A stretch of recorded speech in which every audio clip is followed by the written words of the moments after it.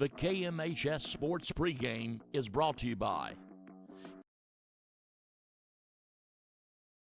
The KMHS Sports Pregame is brought to you by Kimberly Spicer, attorney at law and CPA. HSI Land Development. Bridges Hardware. .135 Real Estate. Horge Container Service.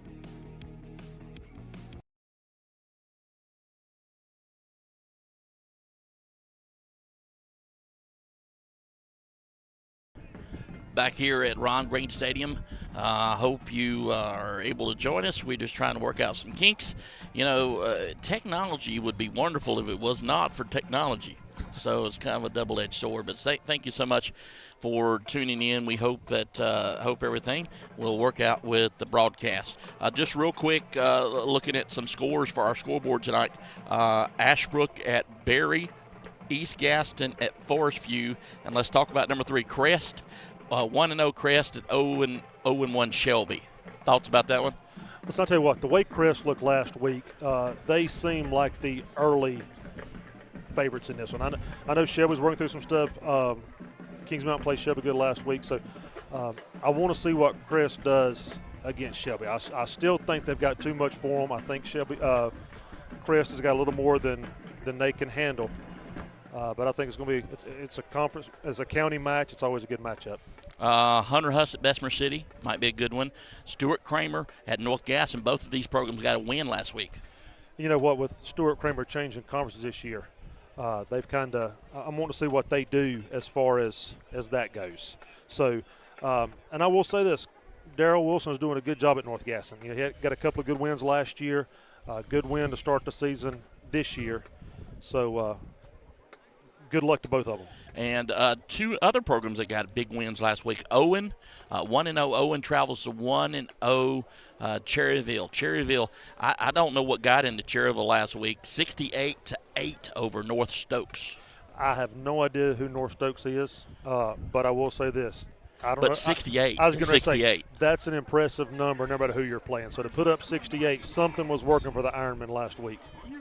And a score that team that we'll be playing later on, 1-0 Charlotte Catholic at 1-0 Charlotte Christian.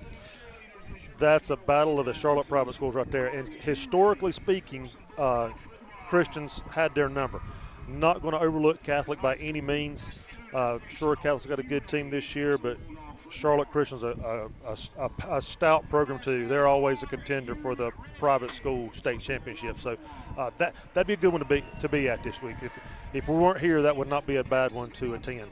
Well, kickoff is coming up very shortly. Let's take another break here on the Mountaineer Pregame Show. Back in a second. The KMHS Sports Pregame is brought to you by Kimberly Spicer, attorney at law and CPA. HSI Land Development.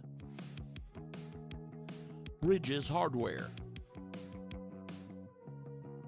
.135 Real Estate. Horge Container Service. Hoppers Enterprise. Spake Concrete Products. Cody Barrett DDS. And Sky Country Transportation Services.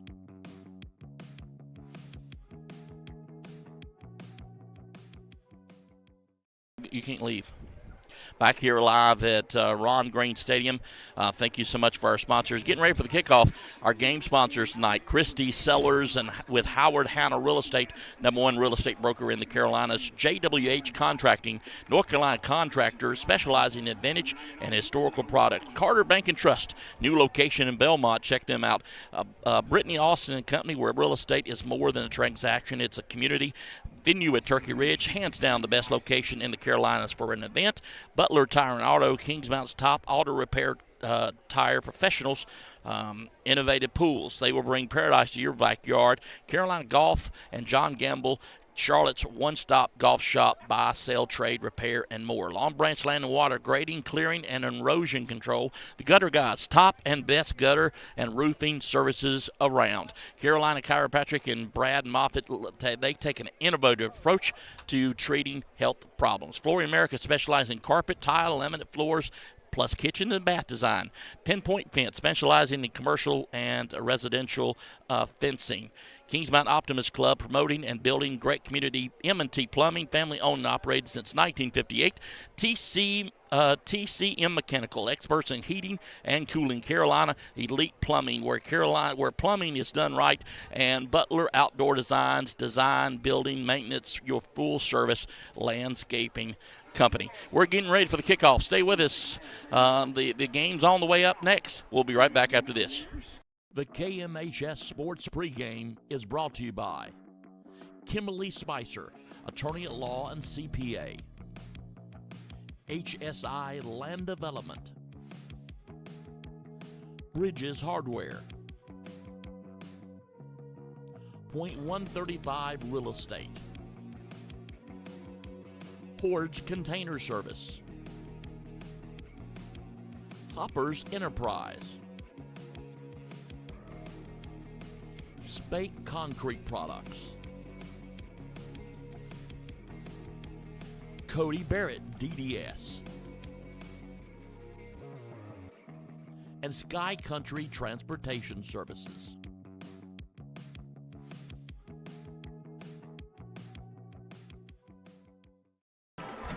Back here live, Ron Green Stadium, Burns High School getting ready for the kickoff. And I believe Kings Mountain will receive the opening kickoff as we get ready for some great football action. Fireworks going off here at the stadium. Kings Mountain's band has showed up, and they're in full effect. I think we outnumber their band 3-1. And that's our pet band, yeah. Once again, Kings Mountain faithful have turned out tonight. The visitor side stands are packed, and they're sitting on the hills to the sideline. Everybody's brought their lawn chairs, and they're sitting on the hill around the edges. So good turnout by the Kings Mountain faithful tonight. Well, Kings Mountain always travels well. We played in Greensboro before and still had a really good crowd. That's what I was going to say. We always fill a good stadium, and they always like to sell lots of concessions to us. Well, like I say, it's always nice when the visiting team brings that much revenue to your school, I guess. That's right. Drew, if it makes you feel any better, the stadium is having technical difficulties just like we are. Yeah, they are. Their speakers are not wanting to cooperate. Getting ready for the kickoff. Mountaineers will go on offense first.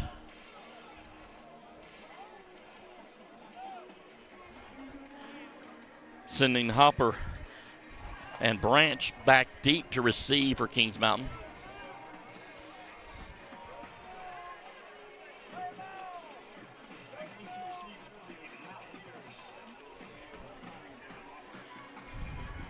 Hopper, the main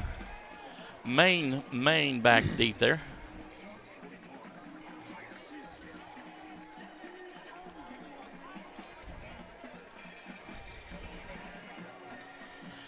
Jeff, we didn't get a chance to do it in halftime. What's the sidelines like tonight? Everybody's looking good. I think focus. I think they're ready to play. Field looks good too.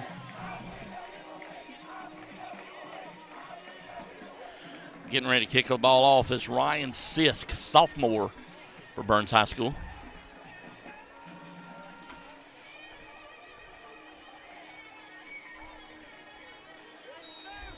And there's the whistle. Looks like this is going to number 20, Dreyer.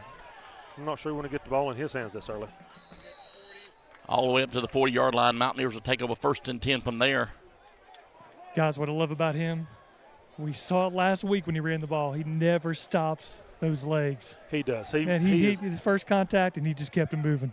Yeah, he is a hard runner. He's a hard-nosed, old-style runner. Puts his shoulder down and just gets at it.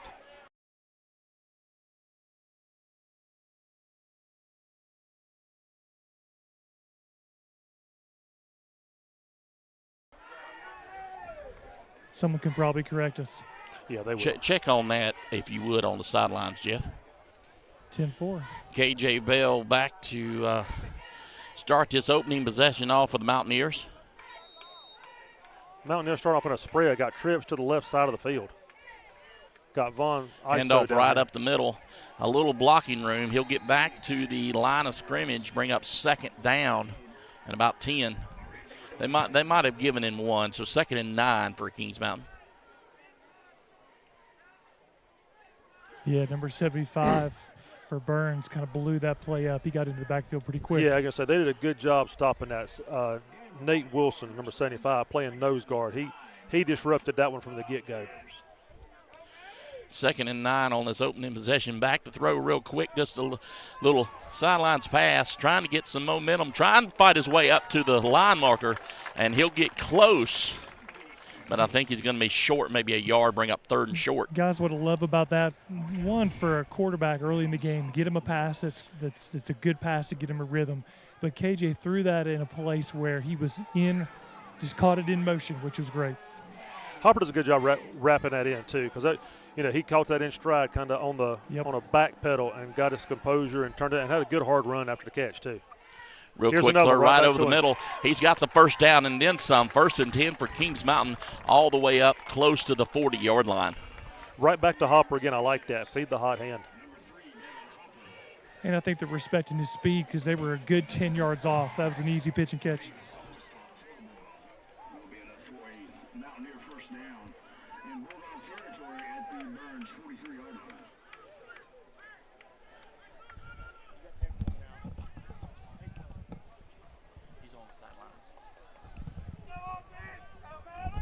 All right, so we got twins on both sides here. 2 receivers each side. Got a man in motion. Come around the end, all the way wide open. 1st down, and he's still on his feet. He might have picked up a couple extra. Jeff, your headphones are up here when you get ready for him. Thank you so much. Yeah, Isaiah Branch on a little speed route right there. Good job blocking. Good job setting the edge right here by our O-line, too. Receivers did a good job blocking right there.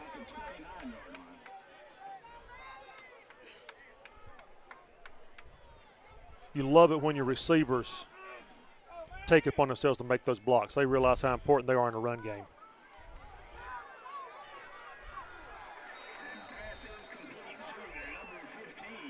I will say on that one, the throw was a little bit high, but number 27, Robert Rankin, did a good job of closing on that pass. Vaughn's a big guy, 6'4", 230 or so. For Rankin to get in there and just wrap him up and wait on the help right there, he did a great job on that play. So got kudos to the Burns DB right there. So going with a little speed route again. Going back to Branch again on a little speed route. Tried to cut that one up inside instead of hitting the corner. And he was met hard by number 4, Markalen Camp. Came up and make a big hit. It's going to bring up about 3rd and 10. Let's see what they come up here. Now they're inside their own 30. Got a timeout on the field. Not sure what's going on here.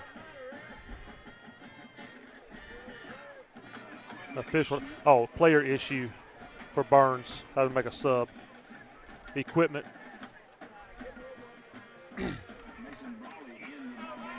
So here we are back in that trips left situation. Got Vaughn isolated here. Burns is kind of rolling a safety over top of him down here, so it's not true ISO. But now we got a mismatch up top, so they're going to roll that way. Is he in? Did he get his feet in? Oh, side judge saying he was out of it. That's a great pass, though. Good job. Good job of Bell running to his left. We do have Laundry in the backfield. Right on the 40.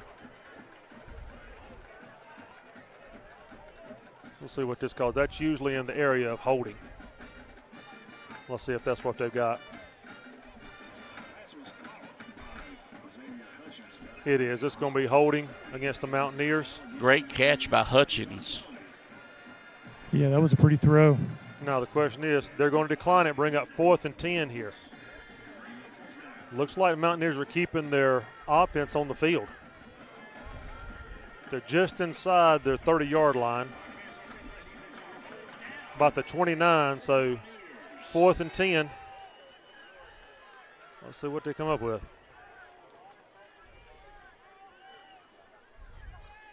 Back to throw. You got Vaughn in the end long ball zone, to and it's Vaughn. a touchdown. There it is. Touchdown, Mountaineers. Wow. Good throw. Yeah, great job. Once again, we were talking in pregame about the touch that Bale has shown. We know he can throw the strike. We know he can throw the fastball.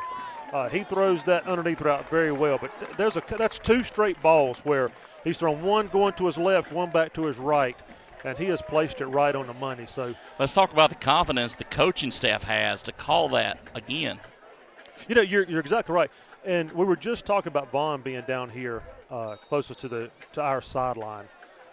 He's a tough matchup. There's not many 6'4" cornerbacks in high school football. So when you get a receiver with that kind of size and that kind of speed, that just makes all kind of matchup problems for a defense. So Kings Mountain will go up by a score. We'll take a break. We'll be back. More Mountaineer football after this. KMHS Sports is brought to you by Christy Sellers with Howard Hanna Real Estate, JWH Contracting, Carter Bank and Trust, live life to the fullest, The Venue at Turkey Ridge, Butler's Tire and Auto Service, and John Gamble with Carolina Golf.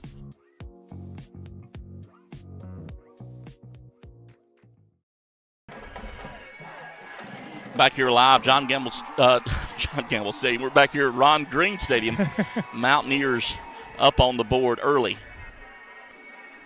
As we were going away, kickoff. As we were going away, Kings Mountain did have that PAT block, so it is 6-0. And Jeff and I were just talking off the air. That's 2 in a row. The last kick of last week's game was blocked as well. So not sure what the issue is, whether it's a timing issue, whether it's a blocking issue, maybe a combination. But yeah, that's something got to get fixed. I guess I feel confident that has already been addressed. Mm-hmm. And that's going to be something that come Monday morning is addressed, or Monday afternoon rather. So Johnson back to kick off.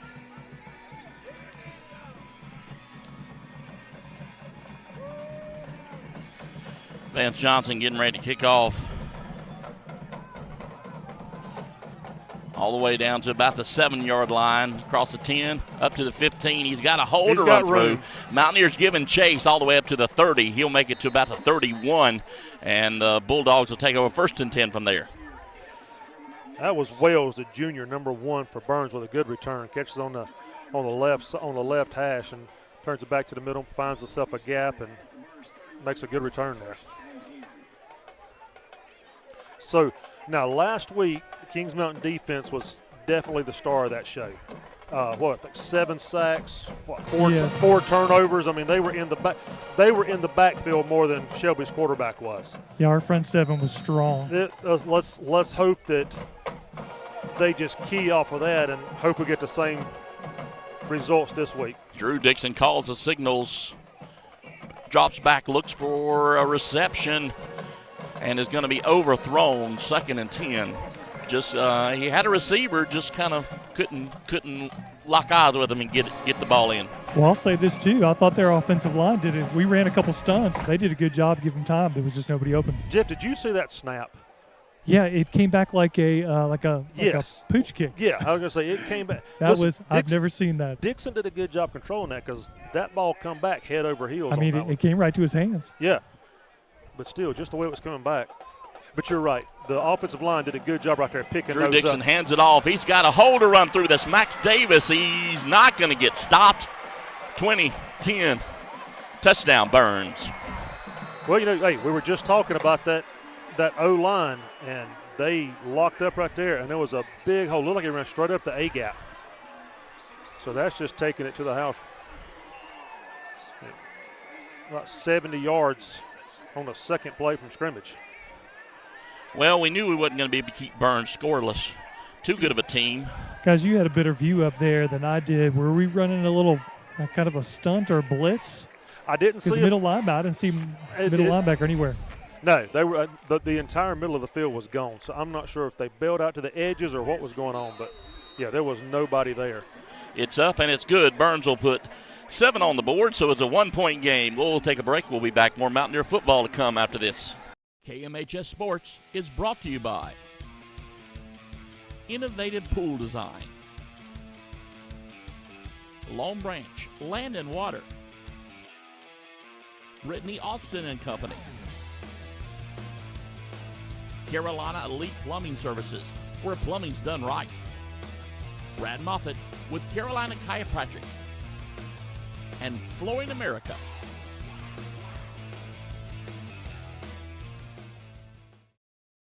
That'll be here, right?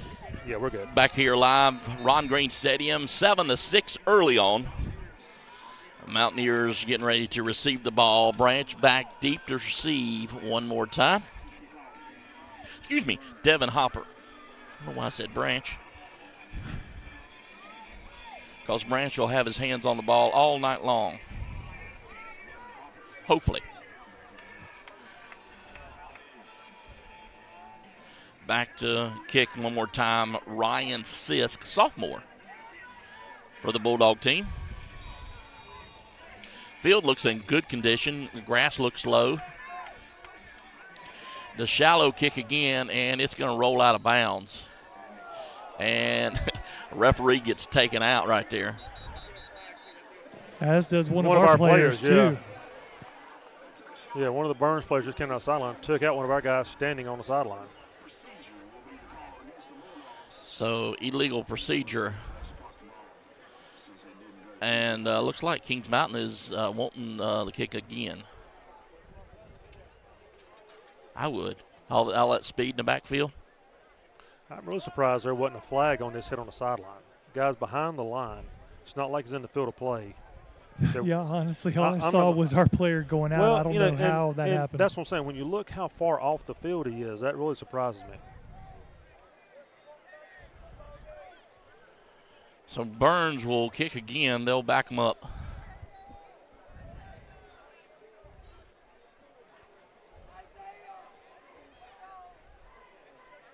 Although I do see 2 flags. There's one down here where the ball went out of bounds, and there's one up at the 45, Brad.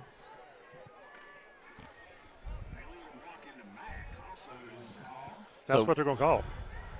There you go. So with those penalties, I guess we're going to take it from the 41. So the Mountaineers come out 1st and 10. You know, Jeff, I understand. You know, if you're on the sideline and there's a play going on, sometimes you get run into. But that was. Yeah, I mean, he was on the dark stripe. If you see the white one, he was over here. He was back behind the coach's stripe, behind the player's stripe, and he never let up when he hit him. So KJ Bell go out and call the signals, drive the running back. Trips to the far side, one single receiver to this side. That's the big man Tex, showing single coverage right there on him. Hand the ball off right up the middle. He's got a good hole to run through. Yeah, pick up about 5 on that. That was a good run. Good run on 1st down. Good 5-yard pickup for the Mountaineers, bring up 2nd and 5.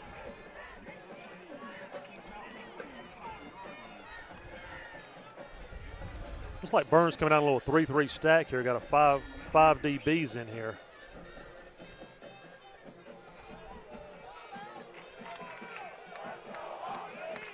Bell calls the signals. Hands the ball off one more time right up the middle. Big hole to run through this time. He'll get the 1st down and a couple of more. Should be right at the sticks. So that is a 1st down, Mountaineers. 5-yard gain is what they'll give him.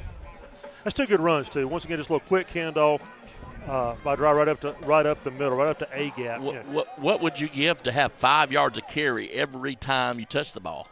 I mean, that's ideal. I tell you what, my receivers will be hating me because that ball would never see air. Just let those big guys up front eat. Got a little wing on the right side here. Bell gives the handoff one more time, left side. He's able to get a pretty good let's do another 5. Yeah, once again, let's pick up 5 yards. 23 brings him down. That's Monty Littlejohn for Burns. And they'll give him a 4-yard gain. Oh, okay, back it up a little bit. 2nd and 6.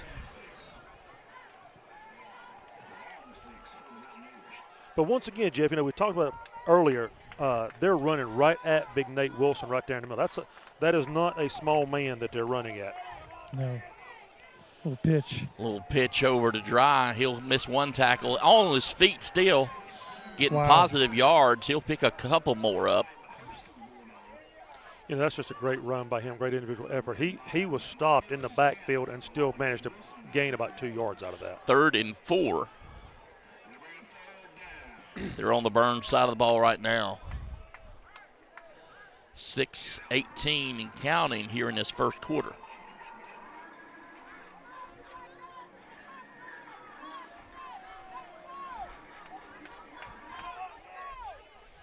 I don't know what that sound was. Change in protection. Bell calls the signals. Fakes the handoff, rolls to the left, looking for a receiver. Wide open. He's got a first down. We got a flag and then some. Yeah. We held 75 just a little bit. Yeah, we got a flag way back here at midfield too. That's going to hurt. So replay 3rd down.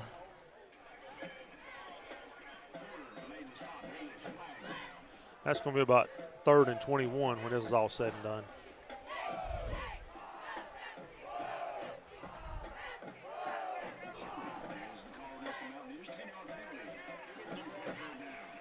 So 10 yards they'll mark off.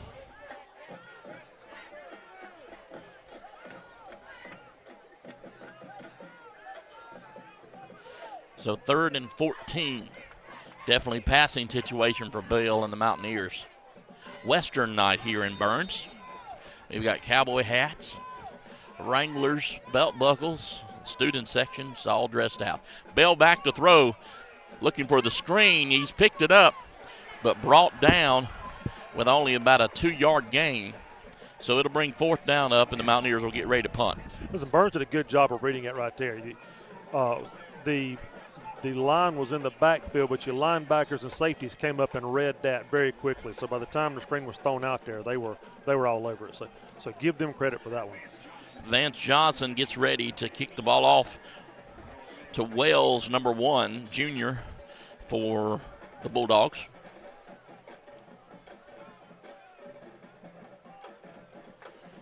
Plenty of time to kick the ball.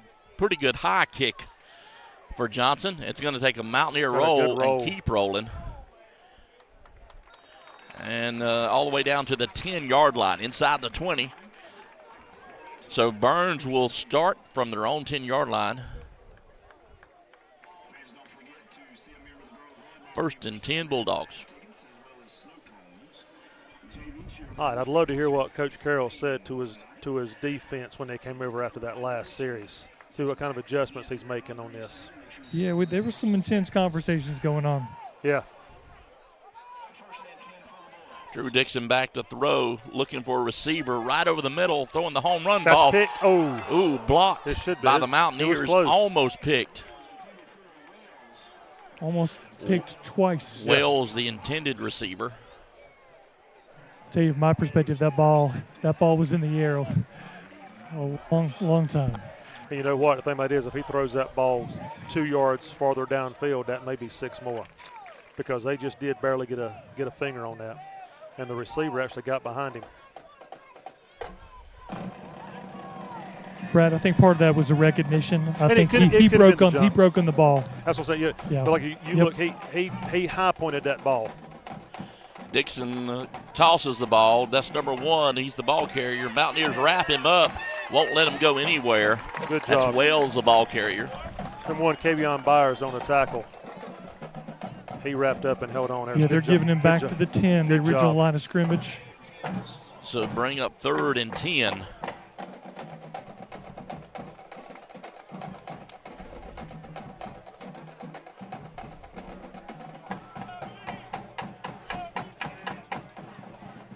I'm really surprised Burns has gone away from that draw, as well as they blocked that in the first series. Then they go straight with the pass and then trying to speed sweep. Drew Dixon back to throw around his own goal line. No open receivers, incomplete, 4th down. So they'll be punting from their own end zone. was a good series. Kings Mountain needed that defensive stand right there. This should give their offense a good field position, a short field as well. So Hutchins and Branch back deep to receive this punt from Burns.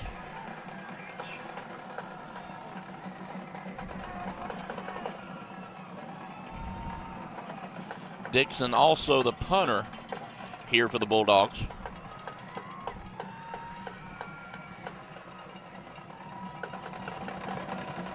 He gets the ball off, real high kick and returnable. That's Hutchins. That's a good kick. To 40. He's still got a block or two, getting it to the 35-30. And they'll bring him down. Great field position. Mountaineers will take over 1st and 10. Deep in Bulldogs territory. Yeah, they're right at the 25-yard line. I'm not sure they're going to spot it, but yeah, just in 24, Jeff, is that about right? Good shot of Hutchins right there. Great return from him. Yeah, that was it. Listen, that was a good kick, and he really outkicked his coverage. I think he had about 10 yards extra on that. And well, guys, that just goes. And it gave him a chance to return it. It goes to the value of special teams. Yeah. Special teams pinned them down here. Defense did their job. Now we're in a better position with this possession. Yeah, it gives you a short field. And now look, they've got trips to the right side, to the wide side here. But once again, look how they're rolling a safety over. Hand the ball off to Dry. He's going all the way to the end zone. Will they stop him?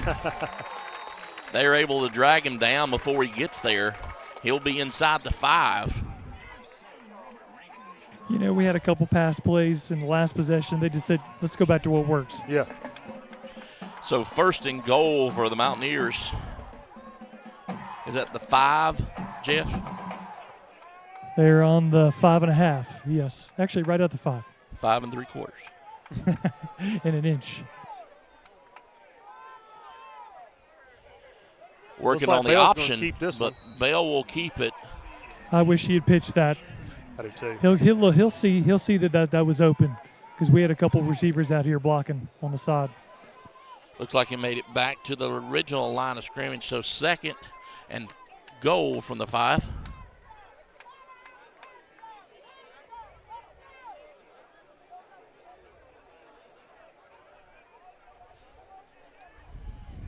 Right up the middle, let's strike in, and touchdown, Mountaineers. Touchdown. That's a great answer right there. Jeff, you know, it goes back to what you were saying. Special teams pins them down to the 10. Defense does their job, gets them 3 and out, doesn't let them gain a yard, and then our special teams gives the offense that short field. So, all 3 phases right there. That's a great job right there. Mountaineers will put 6 more on the board.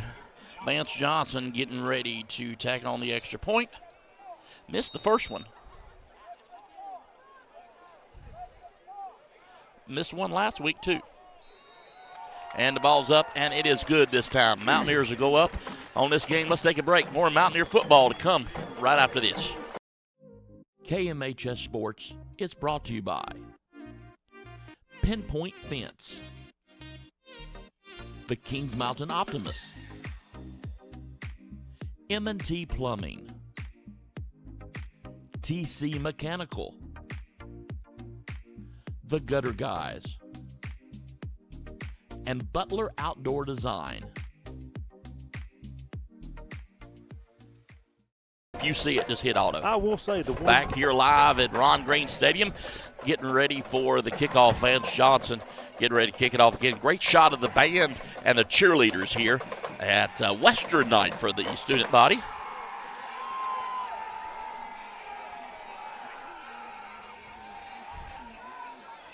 Jeff, you mentioned earlier in pregame a lot of positivity around the sidelines tonight again. Yeah, I think, like I said, I think there was a little frustration after that long touchdown we gave up. But I think defense showed out last time. I think the vibe's still good. It's good to see the offense come back here and keep rolling, too. 100%. Doing what they do. I mean, listen, the offensive line's doing a good job blocking for run and pass, so I think we're all right. Mountaineers kicking it off again, going deep. That's not all right, and though. Out of bounds. I don't believe that's how we drew that up. So illegal procedure going out of bounds. My guess is I'm thinking they're taking this penalty. Yeah. They're not going to make us re-kick. No, they're going to take this.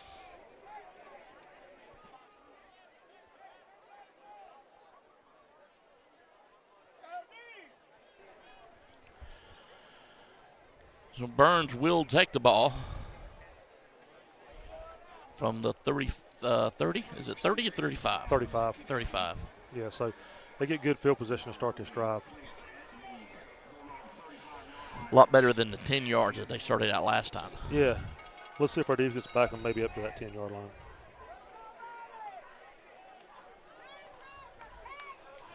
Drew Dixon once again calls the signals, hands the ball off right up the middle. That's Wells, but he's brought down quickly. By Byers again. We've called his name several times on defense today. Byers has been in there making several tackles. Byers the man on the scene tonight.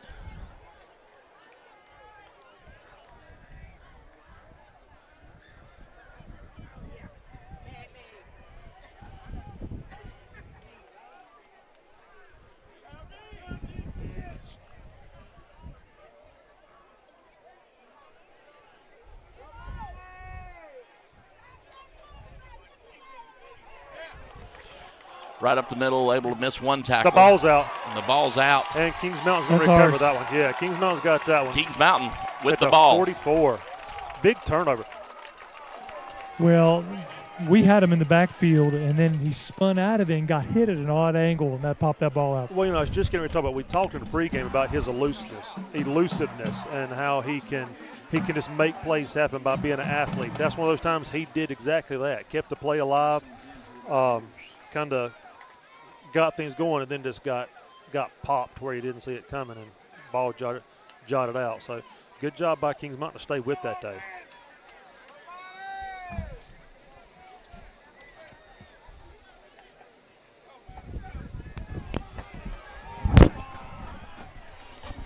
Bell dropped in the backfield. Yeah, they brought the house on that one. I think the initial target was covered up. Yeah. KJ brought that back down in. Better just to eat it. Yeah. Live another down. Yeah, they love to play another down. 75 is, what's the last name? Wilson? Yeah. Man, he is a load. Yeah, Nate Wilson. He is, wow. Like I said, they don't have his size listed on this thing, but I would love to see big. his. Yeah. So we'll just say big. B-I-G. Yeah. That may be 2 G's on that one. Big gaga. I mean, he's disruptive. He is. Every play that we've challenged, he's been at the heart of. He does.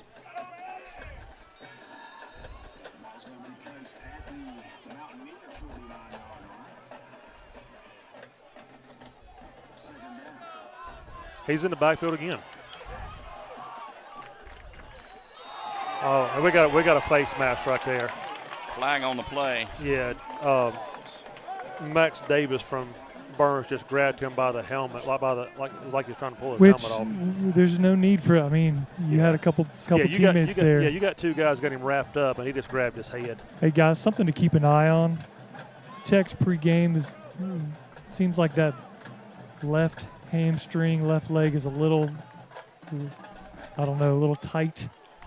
He came off the field kind of gingerly. So the big 15-yard variety. That hurts. That hurts on a different level, simply for Burns, not for us. Yeah, no doubt. Because you get that first play where you get them behind the sticks. Second down, you make a good play on it. Very limited down. So you got 3rd and long coming up, but instead you give them a first down.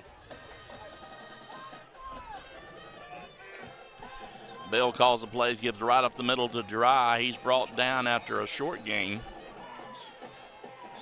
That's those mistakes that a team can be playing really well, and something like that just changed the entire drive.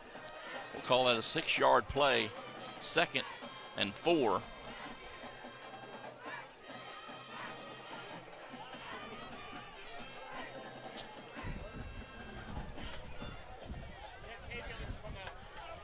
You get cold with that fan, Brad, you let me know.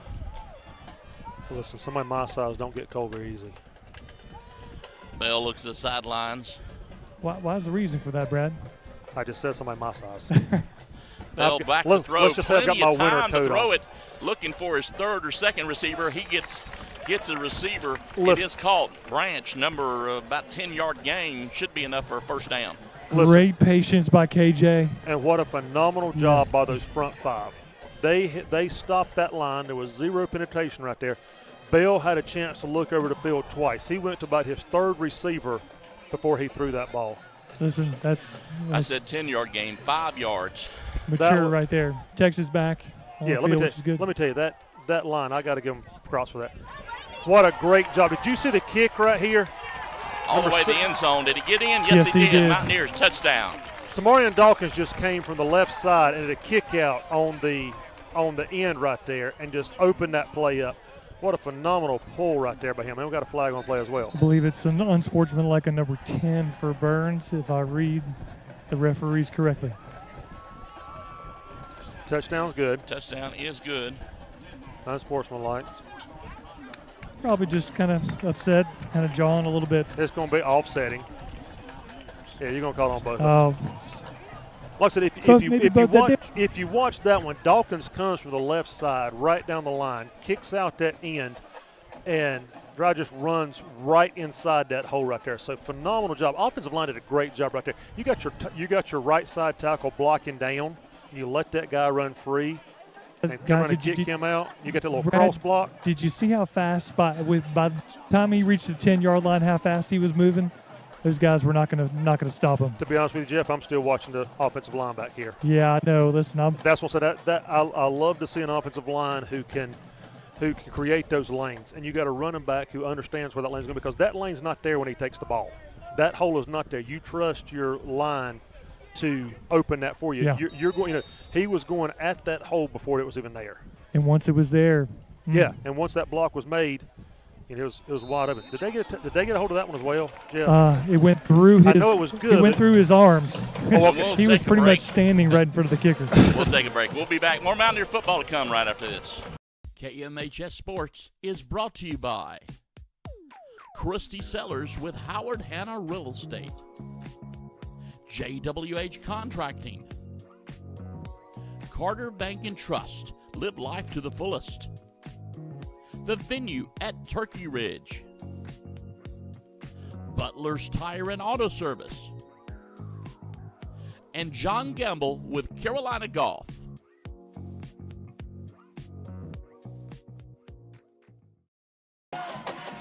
Back here live at Ron Green Stadium. Mountaineers up in this game.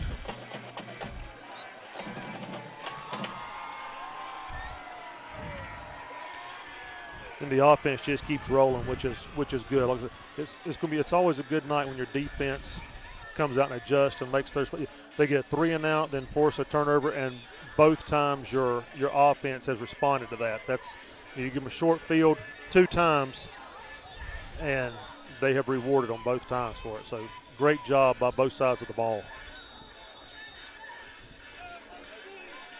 Mountaineers getting ready to kick off one more time.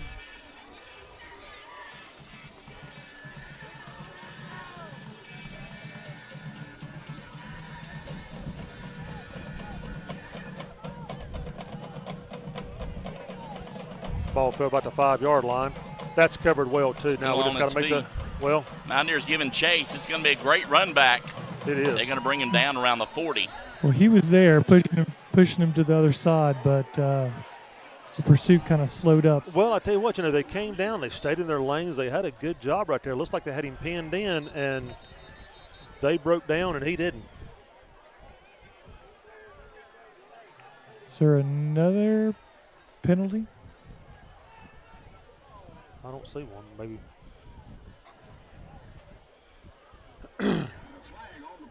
It almost like the referee was counting, like we had too many guys on the field.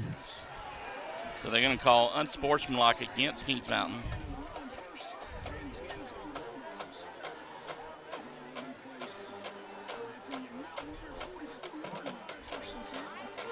So a little jawing going back and forth. Jeff, can you hear what the White Hat was saying? I don't. I didn't see. I said I wasn't sure what happened there. So 1st and 10 for Bulldogs. Around the left side, giving chase. He's got a little bit of run. Mountaineers are going to bring him down right out of bounds. Short gain.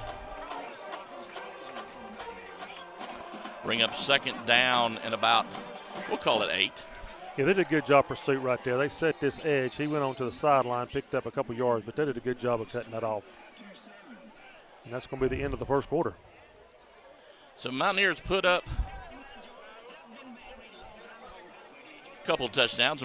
Burns put up 1. We'll take a break. We'll be back for quarter number 2 right after this. KMHS Sports is brought to you by Innovative Pool Design, Long Branch Land and Water, Brittany Austin and Company, Carolina Elite Plumbing Services, where plumbing's done right, Brad Moffitt with Carolina Chiropractic, and Flooring America.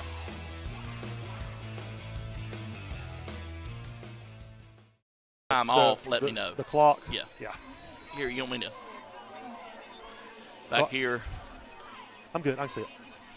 Back here, Ron Green Stadium. Mountaineers put up 20 in the first quarter. Burns put up 7.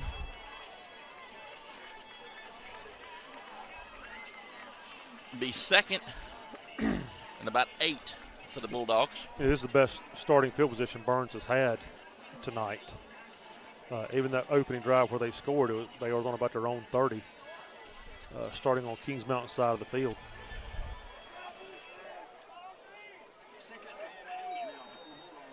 Going to spread it out. Got 20 to the right. Got a little wing on the left-hand side over here. Drew Dixon tries to gets an offsides call, and he's going to get it that time. It's going to add 5 more to it, so second and short now. I can see the steam from the defensive coordinator's ears from here. And, you know, it's even worse when it's the interior guys because they're right over the ball. Hand the ball off right up the middle. Good play right Mountaineers there. giving pursuit. Great job. Not a very big gain, if anything. That's Pryor, the ball carrier. carrier. He might have gained 3 inches. Like I said, was that Feimster came up and made that hit?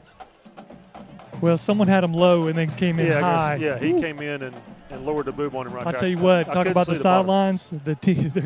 Those guys' teammates on the sidelines erupted when that hit came in.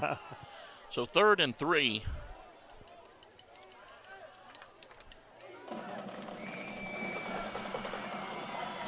Big stop here is what Mountaineers need. Dixon hands it right up the middle. Mountaineers trying to get a hand on him. He's going to get a first down and then some.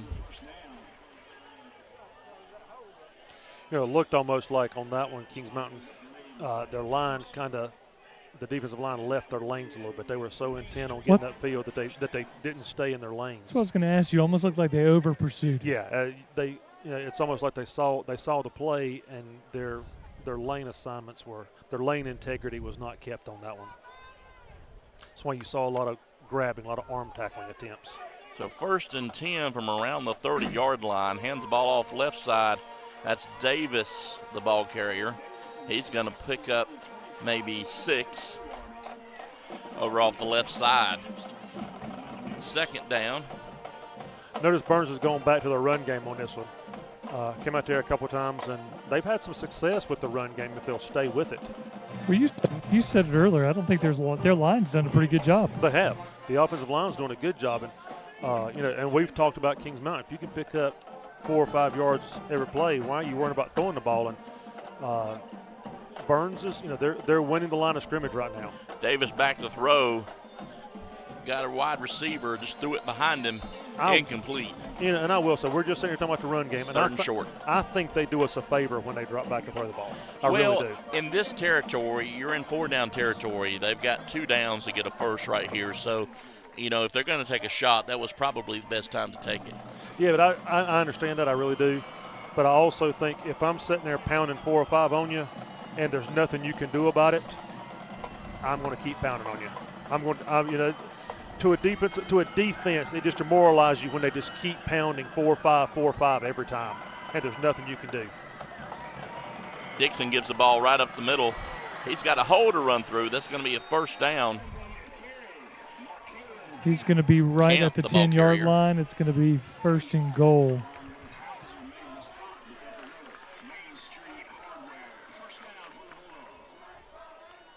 And once again, they're doing nothing fancy. It's just one-on-one blocking up front. They're moving our guys, are opening up lanes. Good job by the Bulldog offensive line.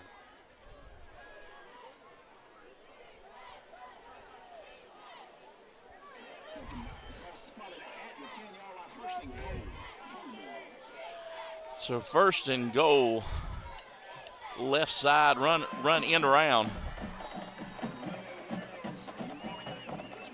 Pretty good gain.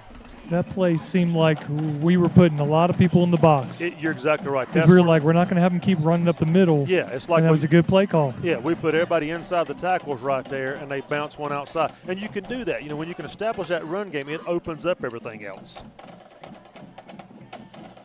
So second and goal from around the 1 yard line. Might do the same play coming back this way. We'll run up to A-gap. Straight up the middle. Right there. Yep. Mountaineers try to stop him, but touchdown. So Burns answers with a score of their own. Yeah, you know, that's just one of those where your offensive coordinator tells your O-line, guys, it's on you. We're going to put the ball in your hand, and they stepped up, so give them credit. And in all honesty, until Kings Mountain shows me that they can stop the run, I'm not putting the ball in the air whatsoever. But what's going to happen is you end up making the adjustment where you bring everybody down. Linebackers start to cheat, safety start to walk up, and that does open up some of those passing lanes. So Burns gets the PAT, 20-14. We'll take a break. Stay with us. More Mountaineer football right after this. KMHS Sports is brought to you by Innovative Pool Design, Long Branch Land and Water, Brittany Austin and Company, Carolina Elite Plumbing Services, where plumbing's done right, Brad Moffitt with Carolina Chiropractic, and Flooring America.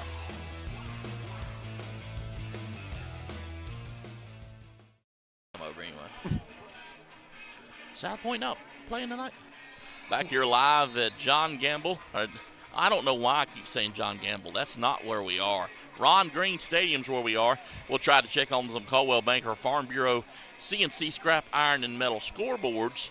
I'm going to put Brad up to that if he'll get us some scores just real from quick, around the area. Real quick, Forest View is up in the second quarter 12-0 over East Gaston. Stuart Kramer is up 14-6 over North Gaston in the second quarter. Crest is up 14-7 over Shelby, second quarter. Lincoln Charter 21, West Lincoln 14. Ashbrook and Berry are still no score. Bessemer City and Huskies have no score. Cherryville and Owen no score. East Lincoln 14-7 over Providence. And the last one is Lincolnton is up 21-6 over North Lincolnton as of right now. Dixon will kick off for the Bulldogs all the way to around the 10. Losing the ball, trying to pick it up. He's got some blocking now. He'll get all the way up close to the 25 before he was able to that was a regain great athletic play. he turned nothing into something. Yeah, when he tried to pick it up and then it still bobbled, it kind of concerned me there for a second. We got a Burns player down the middle of the field as well. Official timeout on the ground. That's number 11, Towery Jr. We'll take a break. Stay with us. More Mountaineer football to come right after this. KMHS Sports is brought to you by Pinpoint Fence, the Kings Mountain Optimist, M&T Plumbing, TC Mechanical, The Gutter Guys, and Butler Outdoor Design. Okay. Back here live at Ron Green Stadium. Number 11, he's going to walk off on his own power. Thankful. Hope nothing too serious there for the young man. A little water break for the officials. Yeah. And for us too. I'll take a little drink. I think my allergies. I feel it in my throat.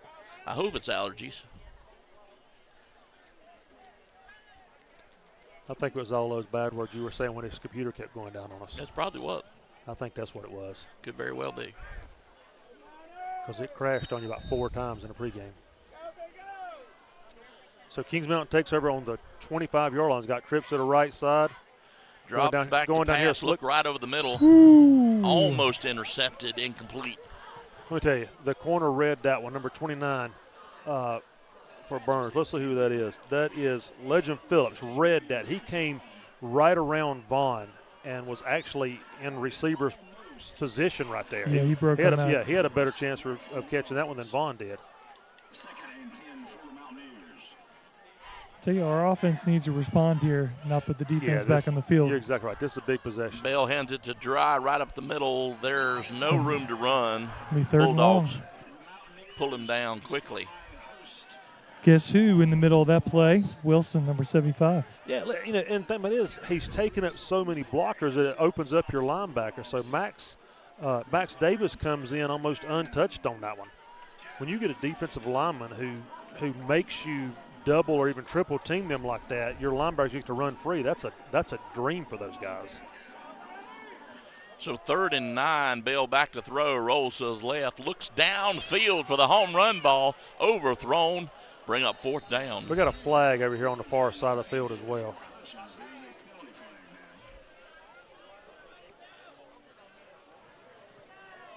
Let's see what the laundry is. Punt team running onto the field, so apparently it's against legal us. shift. Is that what it was? Okay. Yep, illegal shift against the Mountaineers, so the punt team will run on.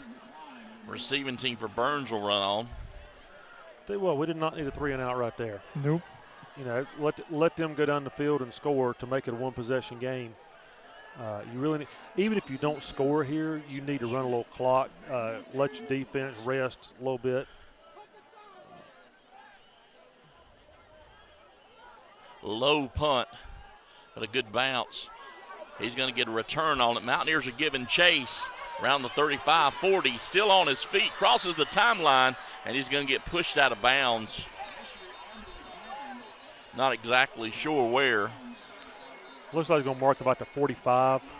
Still good field position. Yeah, it is. Flag down at the 50-yard line. It's going to be blocking the back. I was going to say either block in the back or a hold on the side. I thought we could have had one back here on the 40 as well, but they didn't call it. So blocking the back. Oh, he did throw it down here to 35. There it is. So 2 illegal blocking backs. Okay, that's the one I was saying earlier. And the bad thing is you can't blame the kids for that. Anytime the return guy changes course like that, and all of a sudden now you're blocking your man, and now you're at his back. So they accept both those assists? No, just the one from the 35. Okay. Yeah, just the one back here. Spot foul, I got you. Yeah. It's one of those where you're in good position, you're blocking your man, then all of a sudden your return guy changes course, reverses field, and now you're trying to you get caught blocking from behind.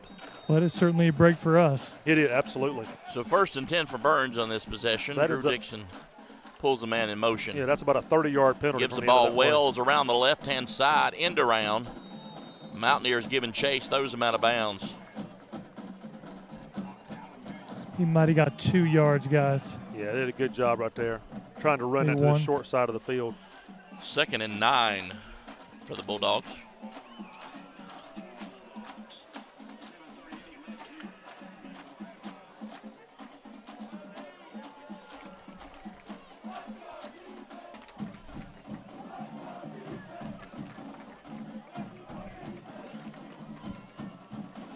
Dixon gets his call from the sidelines. Camp in the backfield with him, puts a man in motion, gives the ball. He's going to take it himself. That's Dixon right up the middle, taking some big hits. That's a good, tough run by the young man, too. He's not the biggest guy on the field. And, we talked about that earlier in the game, too, how he can tuck it, he can pull it, he can go. And we saw right there, he's not scared to stick his nose up in there. Good run by the young man. So 1st and 10 for Burns.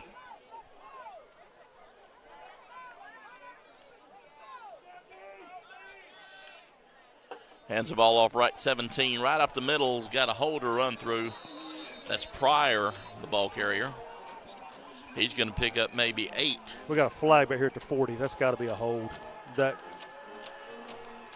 once again, if you look, it's not the interior of our defense that's making these plays. That was when the outside linebackers had to come around the edge and make that play.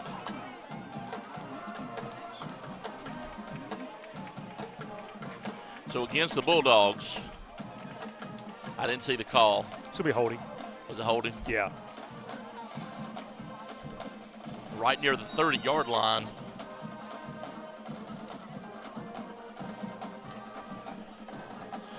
So first and about 15 for Burns. Like I said, Jeff, keep an eye on our interior part of the defense. I don't know if they're stunning out in the linebackers. Are the linebackers supposed to be hitting that A gap, or looks like there's nobody over the A gap. Well, I mean that's what I'm saying. You can see. Oh, they change right there. Handed to Pryor, he gets everybody net angled in the backfield. Yeah, so I wonder if they're are they slanting, or are they going out to the B gaps? Let the middle linebackers take the A gaps or what? But the play before that, they did not take it, so that's why I was just kind of see what they were doing. But they played that one well. Wow, they gave him back to the line of scrimmage. Yeah, they gave him initial which contact. was generous, in my opinion. Yeah, they gave him initial contact. So 2nd and 15.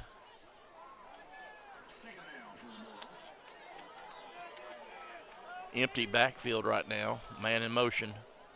He's back to throw. Under pressure, just gets rid of the ball. Incomplete. Listen, I'm not going to lie to you. If Burns throws the ball 25 more times tonight, it will not hurt my feelings. Well, that run game. Last week, they threw under 10 times the whole game. And listen, I'm not trying to down the Burns passing game whatsoever, but that run game has been so effective that and I understand you do have to throw some to keep the defense honest. I understand that part. That might be kind of a down and distance. It was 2nd and 20, needing to pick up something. It could be, but like I said, that run game has been just so effective. Dixon back again, trying to find a receiver right over the middle, incomplete. Brings up 4th down and a punt situation for the Bulldogs. Somebody just sent me a text that explained what the A gap is, please. The A gap is the gap between the center and the guard on both sides. So if you just start counting out from the center, the gap between the guard and the center and the guard is going to be the A gap. Between the guard and the tackle is going to be the B gap, C gap, so on and so forth. So when they're running it straight up the middle, typically you have a nose guard that'll line up straight on top of the center, or you'll have 2 D tackles to cover that. So that's what we're talking about when we're talking about the A gap. It's just straight up the middle, right off the center's rear end. Short kick for Dixon. Kings Mountain let it roll dead, and it will about the 34-yard line. Mountaineers will try it out their offense for another go on this series. So I hope that explains my terminology. So what is the 2-hole? And honestly, it depends on whether you're talking about the offense or the defensive side. So defensively we call it the A gap.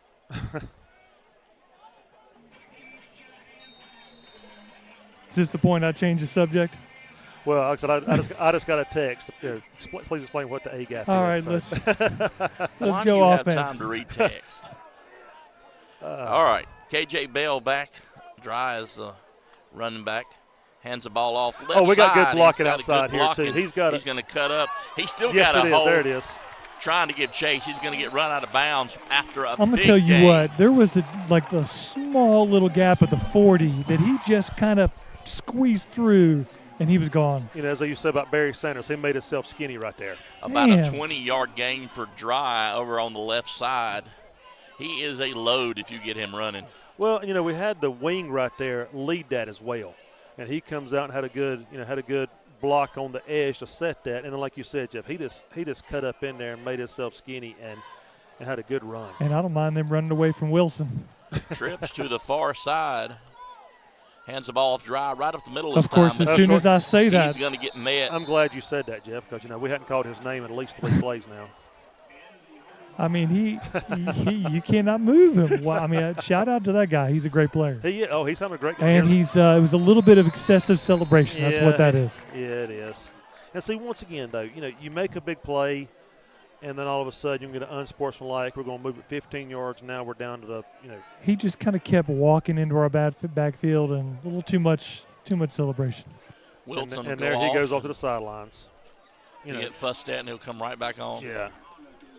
But, now, instead of being behind the chains, now all of a sudden, you got a first down. Changes the whole drive.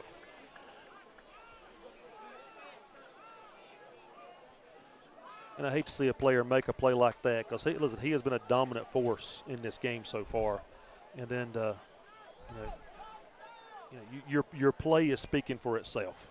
You don't have to do anything extra. Yeah, and he's been he's been talking a lot in a good way. I'm saying, tonight. that's what I'm saying. I'm with you. His play is speaking plenty loud. 1st and 10 for Kings Mountain. I'd go right at him right here. Left side, dry once again, run over to the sidelines. He'll get run out near the first down marker. Big hit by Davis right there, but it's going to be close to a first down. He got there a little late, but a good hit on him, but still picked up almost 10 yards. Shout out to our camera guys who that's a great start right there. Wes Caldwell just got taken down, but he protected the camera. You better protect my camera. It was close. 2nd and about a long 2. Bell once again right up the middle. He'll get the first down. Hard to drag down. And I'm telling you, once again, at contact, keeps those legs moving, 3 more yards. And once again, we're talking about the offensive line and the cross blocks, the lanes that they're setting up. If you watch, I believe it was number 6, Camp, who's out there at the wing. He comes down and blocks down on the end and creates that lane. We got another flag. What is this?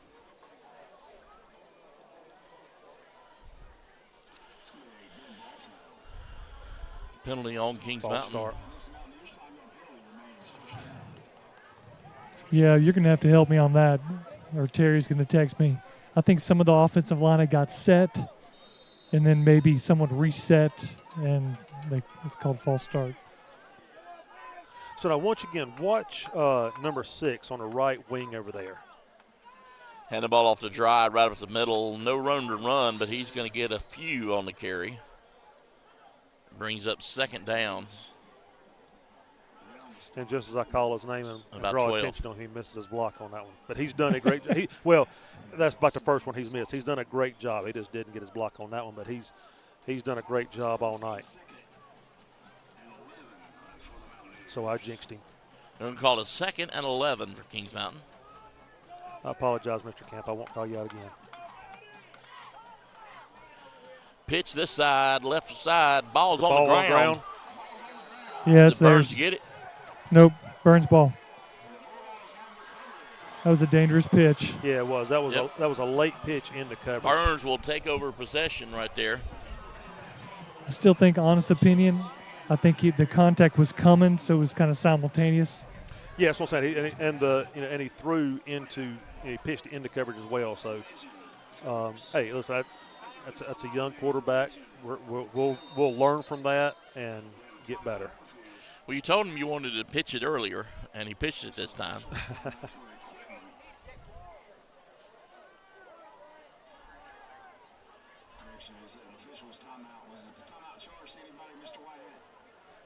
So, official timeout. We'll take a timeout, too. Stay with us. More Mountaineer football after this. KMHS Sports is brought to you by Pinpoint Fence, the Kings Mountain Optimist, M&T Plumbing, TC Mechanical, The Gutter Guys, and Butler Outdoor Design.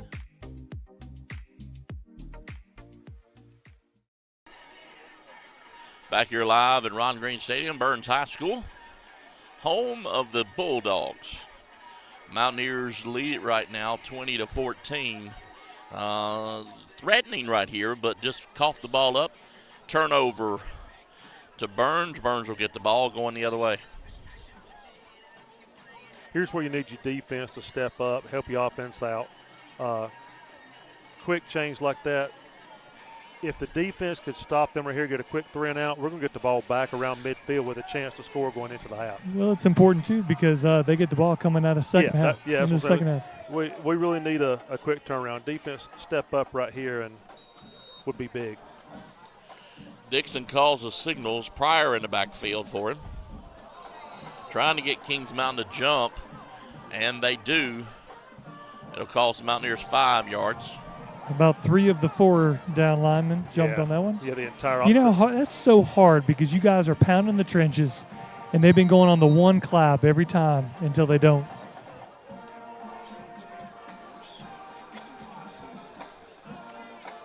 Dixon hands it to Pryor right up the middle. He's got a hold run through. Mountaineers finally bring him down. That's 8 with the tackle. Feimster.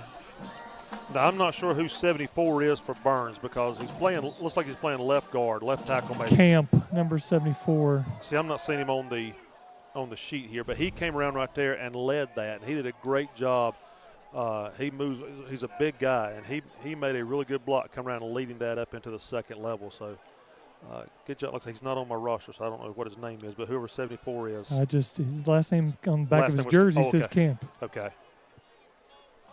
1st and 10, man in motion. Quarterback will keep it himself. He'll get wrapped up.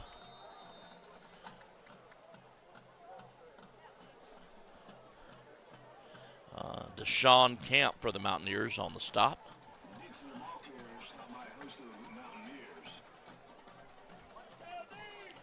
Second and about 7.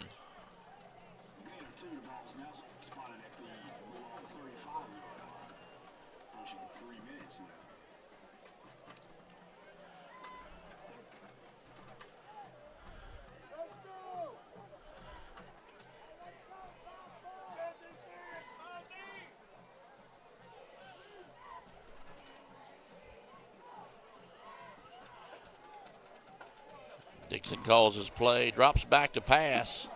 It's got pretty good protection. Oh, my gosh. Mountaineers giving chase. Intercepted.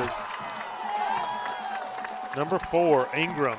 I apologize. I didn't realize my mic was on. Well, you know what? Listen, I'm just sitting here talking about him, and he does just completely wrap up back there on that left side. That should have been a hold. He spun the defensive end completely around. I don't understand why there was no call on that. I have no idea why the white hat standing 5 yards away didn't see it, but hey, it all worked out. Apologize for yelling, guys. I was being a fan. Well, we would have declined that call anyway. Yes, we would have. But it would have been nice to be able to decline it. So the Mountaineers get another turnover here. That's the second one that they've had tonight. Burns has had 2 turnovers. The Mountaineers have had 1.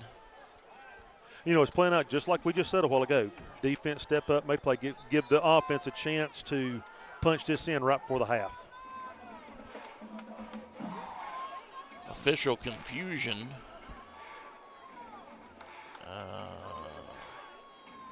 I think it's the mouthpiece is what he's talking about. Maybe. No, he's trying to get the ball. Yeah, we got a ball boy on the field. He's also telling the okay. I don't know what he's doing. 1st and 10, Mountaineers in Bulldog territory. And so you go. Defense gives you the ball on about the 32-yard line. Finish the half with some points. Yeah, this is. Bale hands it to Dry right up the middle. He's going to shuffle his legs and get positive yards. And once again, he gets second down. He gets hit in the backfield. I mean, he gets popped and he gets wrapped up, but he keeps those legs driving and still picks up, 3 yards on that? Yeah, 3. I mean, what a great run. That's just a great individual effort right there because he came free and like I said, he didn't put his shoulder. He hit him, wrapped him up, and he still picked up positive Bale yards. back to throw, finds an open receiver. He runs out of bounds, complete. First down. Do you see how quick I got out of the way right there? Go back and watch the film. I about tripped over the 20 marker. You know, I was about to say I would like to see a little bubble screen out here. They're playing way off on at least one of our receivers out here. It was a good play. What do we do this time? Flag on the Mountaineers. Oh, man. I didn't see the call.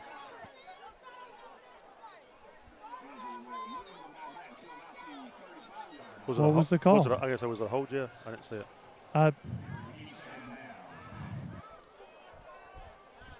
So repeat, second down. Second and about 12. So there's only a 5-yard penalty. I wonder if it was a procedure. Could have been.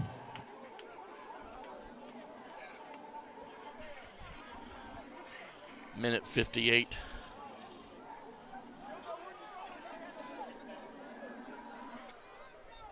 Did you guys hear that noise? Yeah.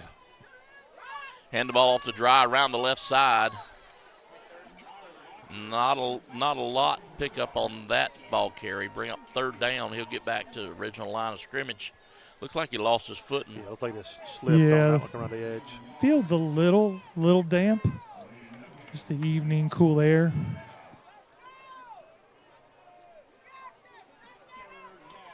So third down, do you consider, would you go 4-down territory right here? Absolutely. You've got nothing to gain. But yeah, Like to see us get some positive yardage on this play. Pick up half of it right here. You ain't got to get the whole thing. Bell back to throw all the way to the corner of the end zone. It's intercepted. Burns will intercept in the end zone, so the ball is going the other way on the 20. So both teams have 2 turnovers apiece. And it is a game of momentum, guys. You know, really, guys, from my perspective, because it's right down here, not a bad pass. I think a little more air on that gives Tex the opportunity to run under it.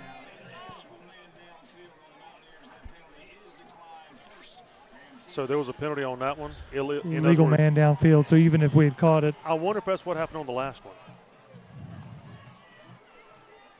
So they are actually going to mark the ball. He caught it on the one, and momentum took him back into the end zone. So they're spotting the foul right at the goal line. Oh, no, listen, this is a big opportunity for our defense. But, Brad, I'd be shocked if they don't run right up the middle. Oh, no, you got to. There's no way they drop back and pass right here. So now if you're Kings Mountain, do you go ahead and sell out, put 8 men in the box and take that away? I'd almost, this is just me. I'm not questioning Coach Carroll whatsoever. They've run that end around several times. Yeah, and sometimes that motion's coming to them. They don't go to it, but it's there. Under center, Dixon right up the middle. He'll get a small push and get off the goal line. So he'll make it all the way up to around the 4. I just don't think they're going to do anything in the end zone right now. Even the end around a little speed route, you've got to get deep. You're coming out the shotgun on that one to get the guy underneath. I don't think they're going to do anything in the end zone. I think it's just going to be something straight up that middle to try to get a little distance. Almost surprised we don't use a timeout there.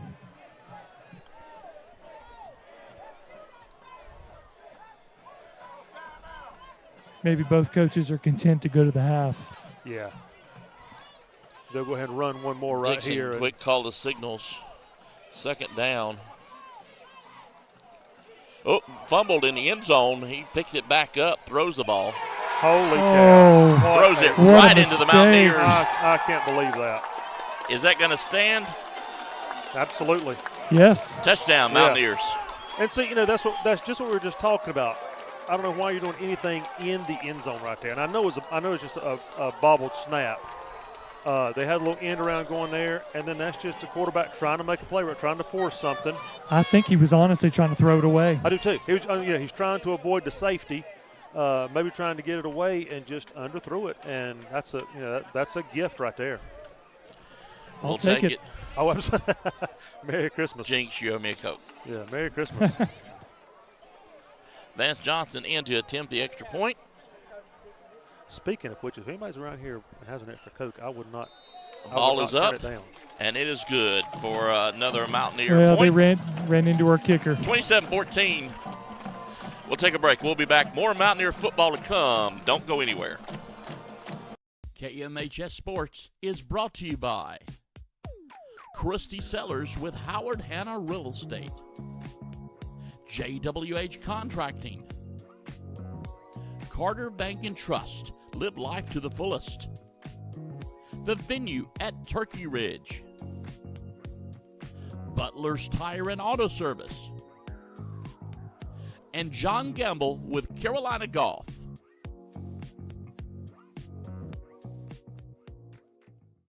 Everybody in Honduras is coming Back here live at Ron Green Stadium. Mountaineers put 6 more on the board. Good shot of our crowd, and Mr. Smith right there. He don't see us.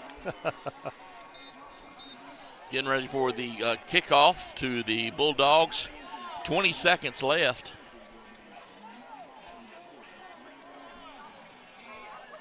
They're going to assess the penalty. I guess it was only It must be just running into. Yeah, not roughing. I'll tell Vance Johnson I thought he sold it pretty good to be a 15-yarder, but only 5-yarder. He didn't sign up for the acting classes. Go ahead and So sell who that. was it? Was that Silas Tate that caught that interception? I couldn't tell who it was. I did not know. Number 2? Number 2, yes. Yeah, but Silas Two is Tate. with yeah. pick 6. Yeah. Yes. And like I said, just a great job. He just undercut the route there. Ball is up and in the end zone. Touchback. It's not in the end zone. Oh, it's not in the end It zone. landed on the 1. So they're going to blow him. They're going to blow the ball dead. Yeah, I think he said his knee touched on the 1-yard line again. 1 yard line. 12 seconds to go. It takes a lot of skill to do that. Yes, it does. Little backspin. That's like we talk about this, like Drew's 60-degree wedge when he plays golf. Now they have to snap this. So if they do anything other than just a quarterback sneak right up to gut to run this last 12 that's what they're going to seconds. have to do. I mean, they can't take a knee because that's safety. You can't take a knee. I wouldn't even. Yeah, he's on the the handoff. He's on the 2.5, guys. Oh, is he? Okay. Yeah, he's on actually the 3-yard line. I can say the announcer said on the 1, so that's why I was going by what he said. There's plenty of room to. I think he's gonna come under center. It looks like. Okay, yeah. Yeah, take a knee and go to half.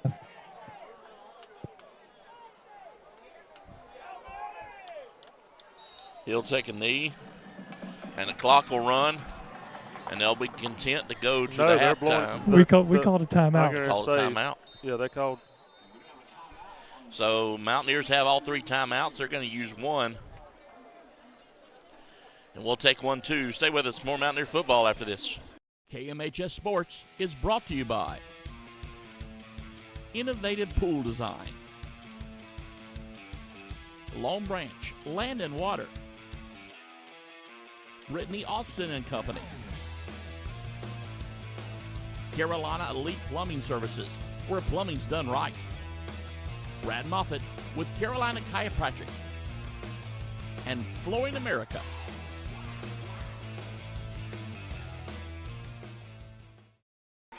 If you do call 2 more timeouts, make them punt Back that here zone. live at Ron Green Stadium, discussing the options the Mountaineers have and Burns has for 9.7 seconds to go. Second down. Is the ball on the? Is it on the 2? It's inside the 2. The nose is on the 2, but it's behind the 2-yard line. And we were just sitting here saying, in theory, you can call 2 more timeouts here and make them punt the ball from the back of their end zone. Maybe you get a bad snap. Maybe you punter steps. You might could get a cheap one here. He looks like he's still going to come under center. I bet he's going to kind of more lean forward. I was going to say, just quarterback option. Just sneak it. Just sneak it up the middle. Try to pick up a yard or 2. So timeout Burns. Okay. They'll take a timeout to talk about it. We will too. Stay with us. KMHS Sports, presentation of the Kings Mountain Touchdown Club. Right after this. KMHS Sports is brought to you by Pinpoint Fence, the Kings Mountain Optimist, M&T Plumbing, TC Mechanical, The Gutter Guys, and Butler Outdoor Design. but there's no way I can get to that bathroom. Let's hope your mic isn't on. It is. Back here at Ron Green Stadium. I don't think you heard that part. Back here at Ron Green Stadium, getting ready for something to happen. So, Drew, what you're saying is you hope that the coach uses his final 2 timeouts and we can continue to show sponsor videos. Stretch this out. That is correct. Our sponsors are grateful, and we are grateful for all the sponsors here at KMHS Sports.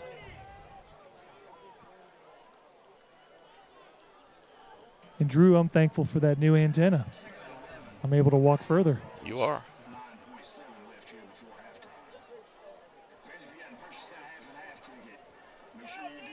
Well, as it stands now, quarterback's going back to that kind of pistol formation. He's about 4 yards deep into the end zone. Hands the ball off right up the middle. He's going to get stopped right at the line of scrimmage.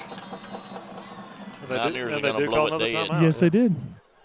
And the Mountaineers will take a timeout. Which that took about 7 seconds, almost 7 seconds off. So now Burns can run more play like that, get a successful handoff, and they can end the half here. So Mountaineers take a timeout. We will too. Stay with us. More Mountaineer football after this.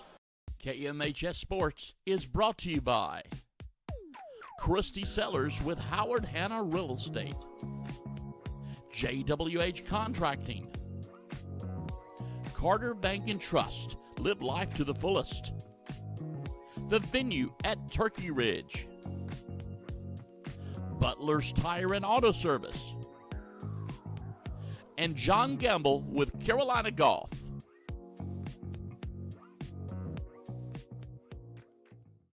Half, they're probably not going to be able to score in a second. Back here live, John Gamble talking about the different options Burns has right here with 2.9 seconds to go.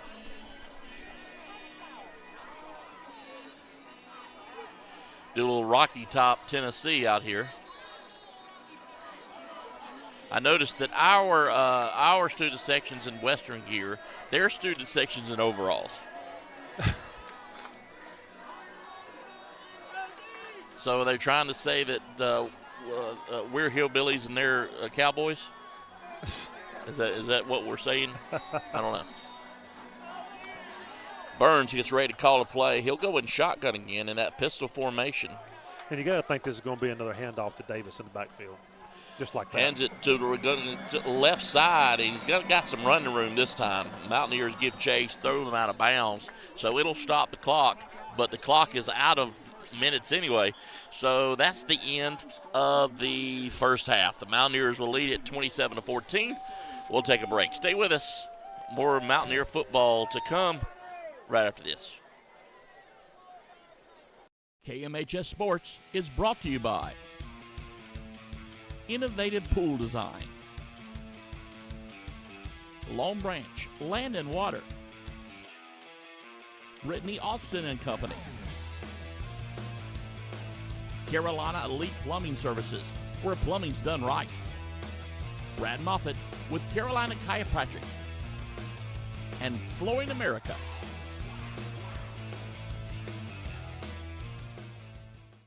Get back here live at it did. Back here, no, don't move it there. Don't move it there. Don't move it there. I move it here. Back here live at Ron Green Stadium. It's halftime. Stay with us.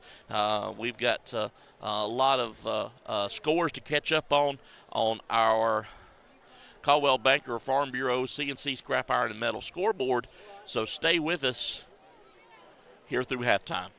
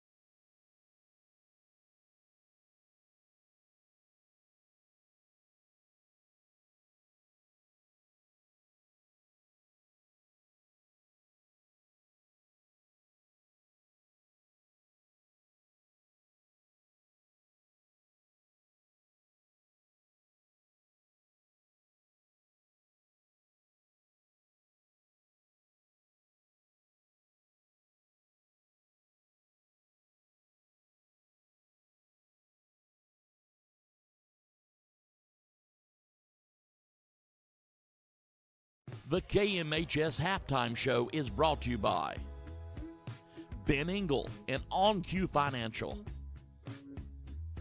the KM Elite Trailblazers, and Audio Video Designs.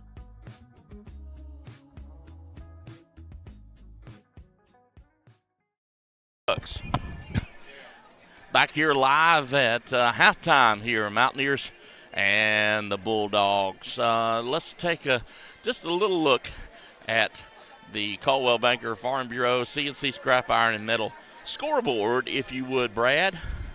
Right now at the start of the third quarter, Forest View is up 18-0 on East Gaston. Cherryville has found their offense, and at the half it is 21-14 over Owen. East Lincoln is up 20-17 over Providence at the half. Stuart Kramer 20, North Gaston 12, also at halftime. Here in the county game, Crest is up 21-7 at the half. West Lincoln has taken the lead on Lincoln Charter. They're up 26-21 at the half. Lincolnton 27, North Lincoln 14. And we still have no score for the Hunter Huss Bessemer City game. So if anybody's got a score on that game, we'd appreciate your help in that one. Well, let's talk about. Let's take another break. When we get back, we'll talk about what we saw in the first half of this ball game. Stay with us. It's a Mountaineer Halftime Show right after this. The KMHS Halftime Show is brought to you by Ben Engel and On Q Financial, the KM Elite Trailblazers, and Audio Video Designs.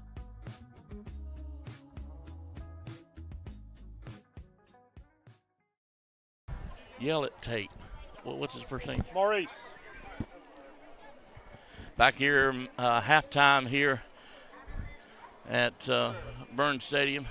Gonna put you on the spot right there, Mr. Tate. Put you on the spot. Oh, man.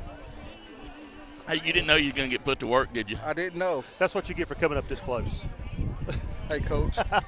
How y'all doing? Pretty good. Coach Tate, tell us what you saw in the first half by both squads. Oh, my God. I'm not a football guy. I'm a basketball guy. But what I saw was – But you did see your son out there at some point. Yeah. I'm sure you saw that one. Yeah, and I saw some missed tackles, too. Let's not talk about the pick six. Let's talk about the missed tackles. Yeah, the missed tackles, yeah. But I see a lot of potential. If we can minimize on some of our mistakes on both sides of the field, we are heavily penalized on offense and defense. If we can correct those areas, I think we should cruise on to a win, to a victory. Well, you mentioned basketball. I know there's been a lot of summer workouts for the teams this year. Yes, sir. The preseason outlook for Mountaineer basketball. Man, it's very promising, man. We started like 3 freshmen from last year's team. We got Caleb Nixon back in the mix. I feel like for as in the conference goes, I think we won the top 2, top 3 teams in the conference. And we're a very young team on basketball, just like we are on football.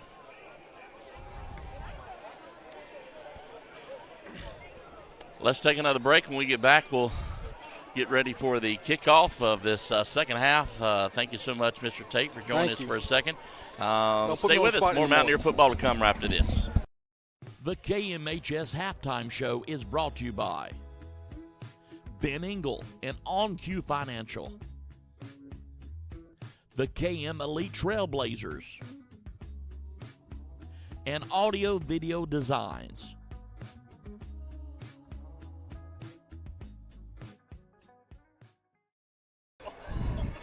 Back here live at Burns High School, Drew Fulton along with Brad Melton, Jeff Johnson on the sidelines getting ready for the second half of action. Brad, just briefly, turnovers. Both sides have coughed the ball up and cost Burns some scores. They did, and let's give the defense some of that credit too, because there's been some good hits in this game. There's been some good angles, some good plays have been made, but some of these turnovers have been silly too. The gift right there at the end, I really think the quarterback trying to avoid the trying to avoid the safety, trying to make something happen.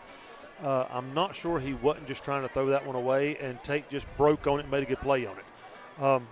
But, you know, like Maurice was saying a while ago, the mistakes have been here tonight. I think we're seeing some of the youth more tonight than we saw last week. Some of those mistakes that we weren't making last week that I think Coach actually was talking about, kind of expecting, I think are showing up this week. You know, and he mentioned too earlier with the heat and all this week, practice has been a little different. The intensity of practice was not quite what it was last week, and a lot of that's got to do with, you know, when that temperature gets up like that. It's for these young guys. It's when you get tired and hot and a long day at school. It's sometimes hard to stay as focused as you always are. So I think that's been a big part. But I will tell you, my biggest concern so far is the way Burns has been able to run the ball between the tackles. That's the one thing, and I'm sure Coach Carroll has done it. And you know, I always say the sign of a great coach is how you make those halftime adjustments.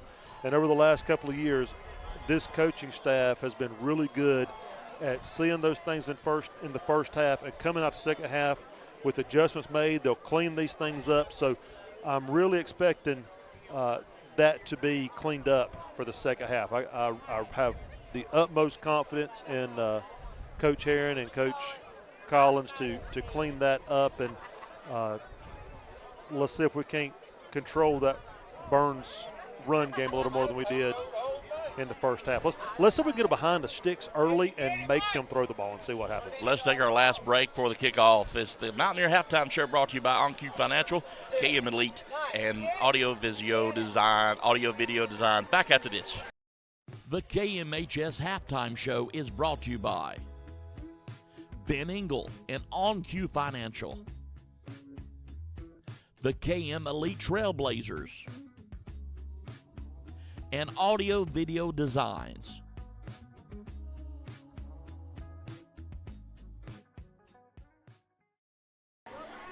Back here getting ready for the second half of action here at Burns High School, Ron Green Stadium, third quarter. Drew, I got a couple of updates for you if you don't mind real quick. Coach Williams used to be here. Just gave me a update. Hunter Huss is up 20-6 on Bessemer right now. So we couldn't find that one. He did a great. He just gave me that score. Couple of college scores. Somebody's interested. Appalachia's up 17-3 on Charlotte. Wake Forest is up 17-6 over Kennesaw State. Auburn's up on Baylor 14-3, and Colorado is up 7-3 over Georgia Tech. So we should be pretty much called. The KMHS Sports Pregame is brought to you by Kimberly Spicer, attorney at law and CPA. HSI Land Development. Bridges Hardware. .135 Real Estate. Horge Container Service. Hoppers Enterprise. Spake Concrete Products. Cody Barrett DDS. And Sky Country Transportation Services.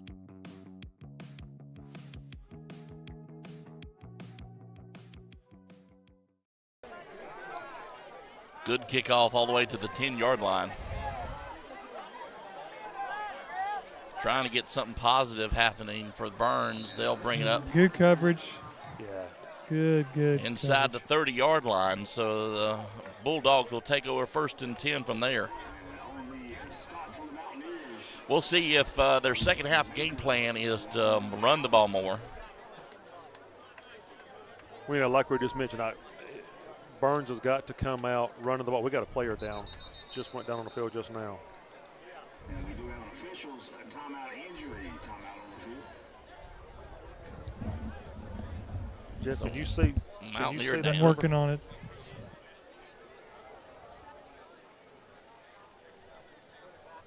25, is that Kareem Coleman? I'm not sure what happened. because he went down after the play was over, kind of getting ready to play defense, and I saw him He's drop. Reaching under left shoulder, 29. May have a stinger on that one. Yeah. Oh, is it 29? Okay. Cameron Hauser, 29. Hauser. I'm sorry. Okay. So Cameron Hauser. They'll attend to Hauser, and we'll take a break. Stay with us. More Mountaineer football to come.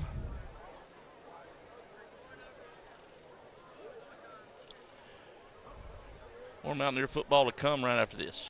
KMHS Sports is brought to you by Innovative Pool Design, Long Branch Land and Water, Brittany Austin and Company, Carolina Elite Plumbing Services, where plumbing's done right, Brad Moffitt with Carolina Chiropractic, and Flooring America.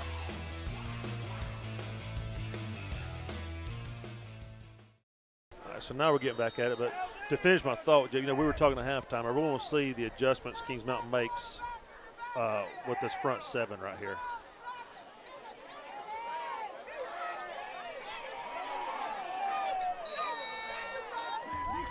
So positive play for Dixon. He'll run out of bounds, get maybe 5 yards on the play. He's ran the ball well. Like I said, 2nd and 5. He's not scared to mix it up in there. I like the kid's attitude. Ball's going to be spotted down at about the 34-yard line, 2nd and 5.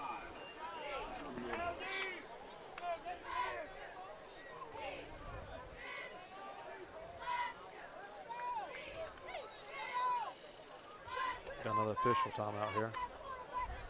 It's like equipment. Just looking at. Hey, he's good.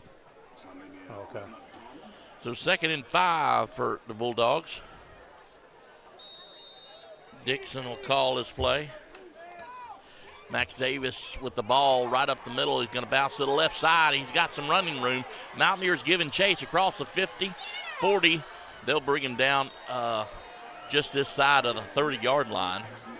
I tell you what, Burns' left side completely just crashed everybody down on it. I think that was designed to go out the middle, but they just crashed everything down inside and did a good job of bouncing it out. Left tackle let the like the DN kind of get upfield a little bit. And that hole opened up. That's what I'm saying. They just crashed that thing down and he bounced it out. So, but here again, it's like that adjustment. We were trying to stuff that middle. Yeah, and they did. But like I said, you can't give up the 1st and 10 from the 36-yard line. Dixon once again gives the ball off left side. Davis, he'll run around the end around. Still on his feet. Mountaineers trying to bring him down. He'll get a 1st down and probably 10 more. Another big 1st down play for the Bulldogs. Running the ball to the outside. All the way down to the 12-yard line, so they can still get a 1st down here. This is the opening drive of the 3rd quarter for the Bulldogs.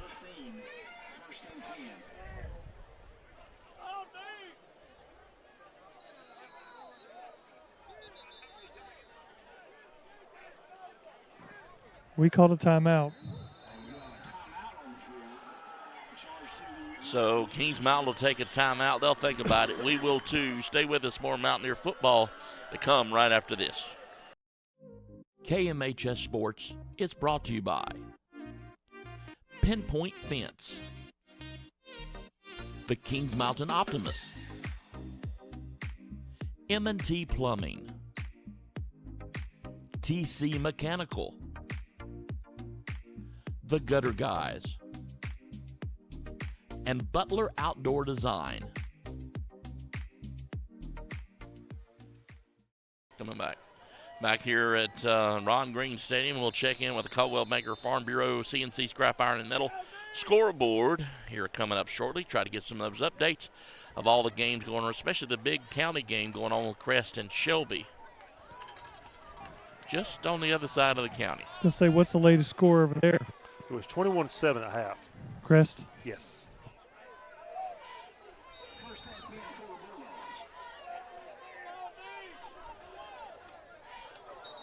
trying to get the Mountaineers to jump, and they do again. That's worked very well. Yeah, that's for the third time Burns. tonight. That's the third time tonight we've done that.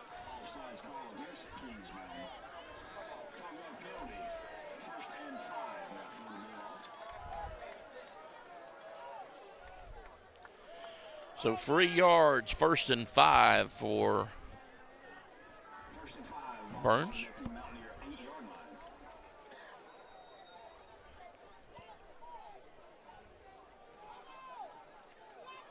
Man in motion. Quarterback will take it himself. Try to cut up the middle, but the Mountaineers are waiting on him, trying to bring him down. All right, there we go. I knew that was coming. There's a flag on the play. I knew we were going to get it. It's just dumb. Yeah, is that number 8, Feimster? I mean, he made a great play. Yeah, he did. He made some but great listen, play. the officials are just being consistent. They called it on Burns in the first half. I mean, get up, celebrate a little bit, run back. You can't run 10 yards into the backfield.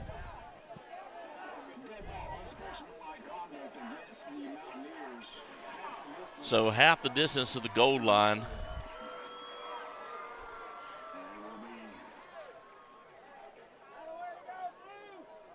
Should be an automatic first down, should it not? Yeah, Nope. I believe it was spot foul. So 2nd and about 3.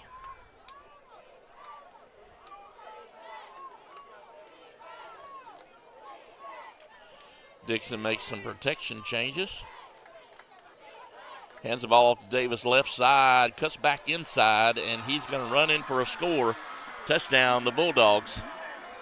Exactly what they wanted to do, and they started this second half. That's a great opening statement right there. To come out, and we were just talking about halftime adjustments they've made. They came in. I think they expected Kings Mountain to stop that run in between the tackles. So what do? You bounce it out. And they did a great job right there. That's a good answer by Burns. So Burns will get ready to tack on the extra point. Ball is up, and it looks good to me. Burns will go 21, Mountaineers 27. Stay with us. More Mountaineer football to come right after this. KMHS Sports is brought to you by Christy Sellers with Howard Hanna Real Estate, JWH Contracting, Carter Bank and Trust, live life to the fullest, The Venue at Turkey Ridge, Butler's Tire and Auto Service, and John Gamble with Carolina Golf.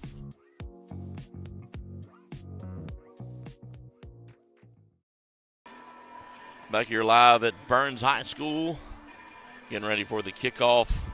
See if we can check on the Caldwell Banker Farm Bureau CNC Scrap Iron and Metal scoreboard. Forest View is up. East Gaston has got on the board. Forest View is up 18-7 on them. Still showing Stuart Kramer 27, North Gaston 12. Start of third quarter. Lincolnton 27, North Lincoln 21. So they've tightened it up a little bit. Cherryville still showing at the halftime score 21-14. East Lincoln still showing 20-17. Crest 21-7 over Shelby. And that's everything we've got so far. Nothing else has changed. We'll check in with those scores here in just a little bit. Burns adjusting something on the kickoff team.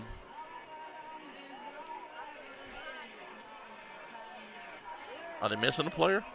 They got too many right now.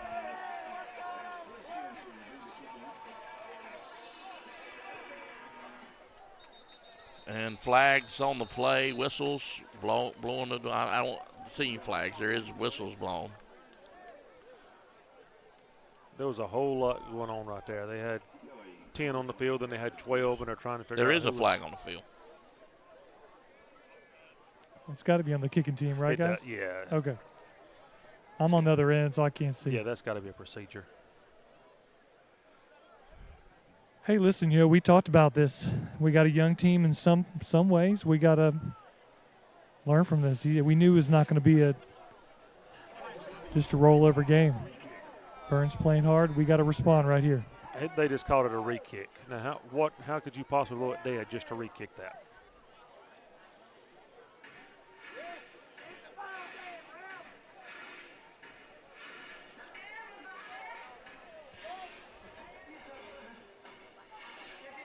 Yeah, not really sure exactly what's going on right there. Burns is changing some kind of coverage, I guess.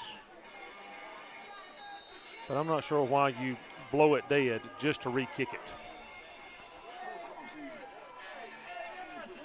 So Burns will re-kick it again. That's number 41, Ryan Sisk. He'll kick it, and it will go out of bounds. Nope, Kings Mountain will pick it up before it does. Trying to cross the 20, does, 25, 30. He'll get brought down around the 30-yard line.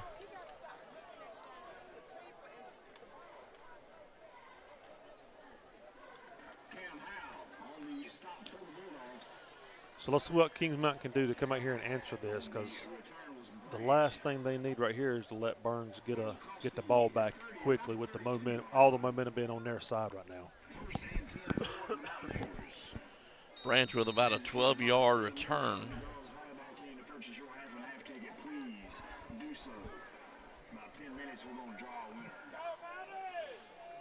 Here at Burns Night on the visitors' side, as we're set up here, it's kind of like the fair. You get to see people you hadn't seen in a long time. Mountaineers in motion right up the middle. That's Dry. He'll get wrapped up just as soon as he crosses the line of scrimmage. Still able to pick up maybe 3. Second down and 7. Yeah, Tyree stepped up there and made a good play on that one coming from his linebacker position.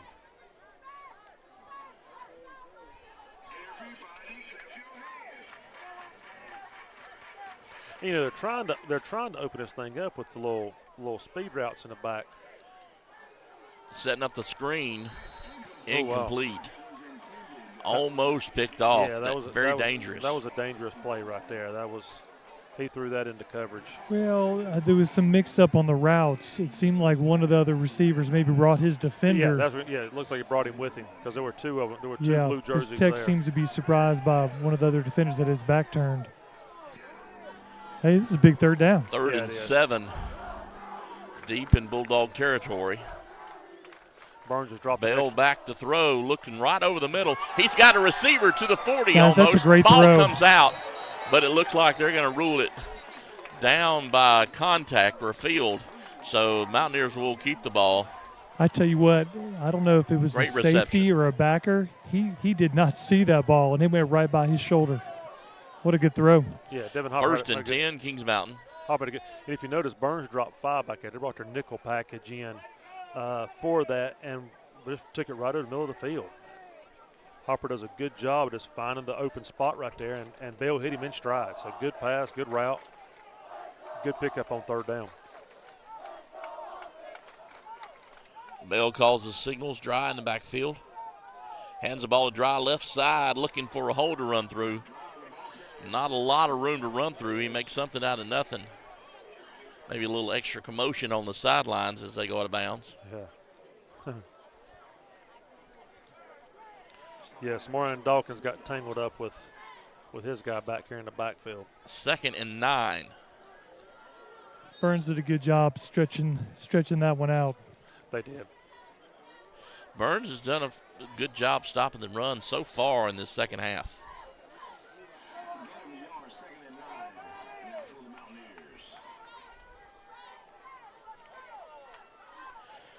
Second and 9, right up the middle again. That's Dry.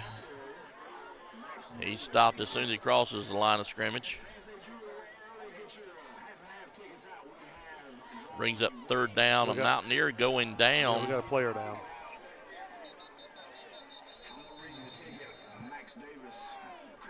Is that 54? That's number Colt, 54. Colt Dixon. So they'll bring him off. He's holding his head. And another Burns player is down with a cramp too. He's holding his head. Maybe wonder if he got jabbed in the face. So we'll take a break. Let's stay. We'll come right back. Stay with us. More Mountaineer football after this. KMHS Sports is brought to you by innovative pool design. Long Branch Land and Water. Brittany Austin and Company. Carolina Elite Plumbing Services, where plumbing's done right. Brad Moffitt with Carolina Chiropractic. And Flooring America.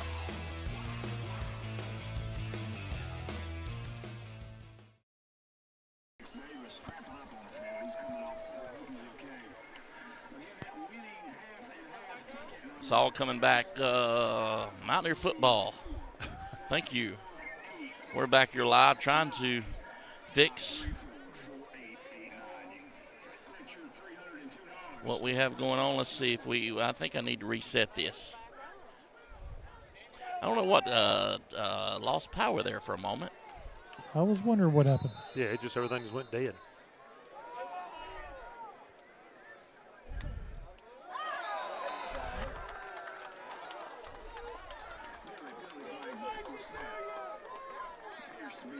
What a return of favors right there. We get disconnected from everything. I don't know if we're back up or not. He's trying to get everything reconnected. Someone unplugged the power strip. No, it came back on. So 3rd and 1 here.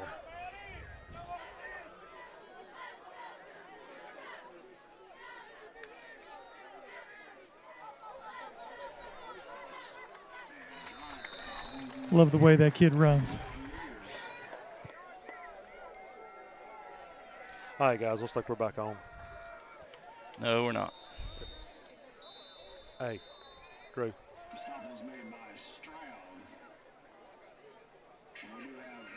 We are live. We're good. The audio's good. Everything else.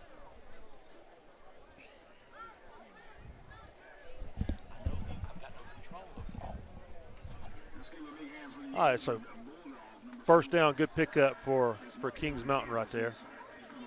Ball sitting at the 27. You know, we asked about number of the players for Burns might be going both ways. Yeah, it's a couple players the last few. Starting to cramp up. Yeah. We'll see. We keep an eye on that. Alexa, we got the this is the answer so far, and I'm not trying to jinx it. All right, what is this? Something called illegal shift on that? That's on us. I don't know if it's on the center.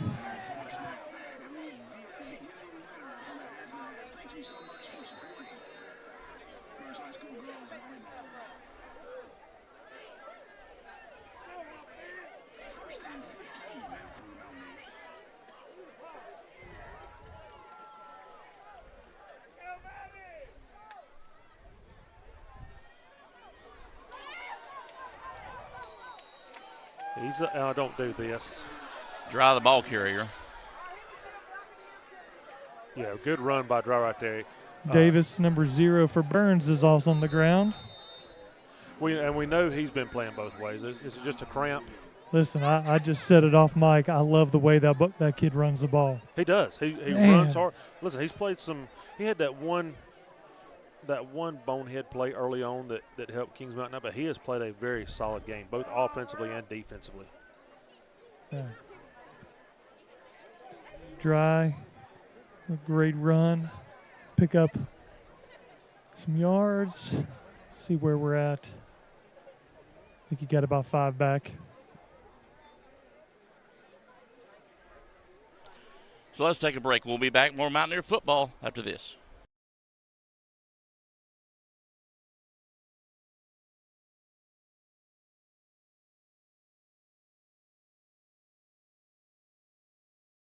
KMHS Sports is brought to you by Christy Sellers with Howard Hanna Real Estate, JWH Contracting, Carter Bank and Trust, live life to the fullest, The Venue at Turkey Ridge, Butler's Tire and Auto Service, and John Gamble with Carolina Golf.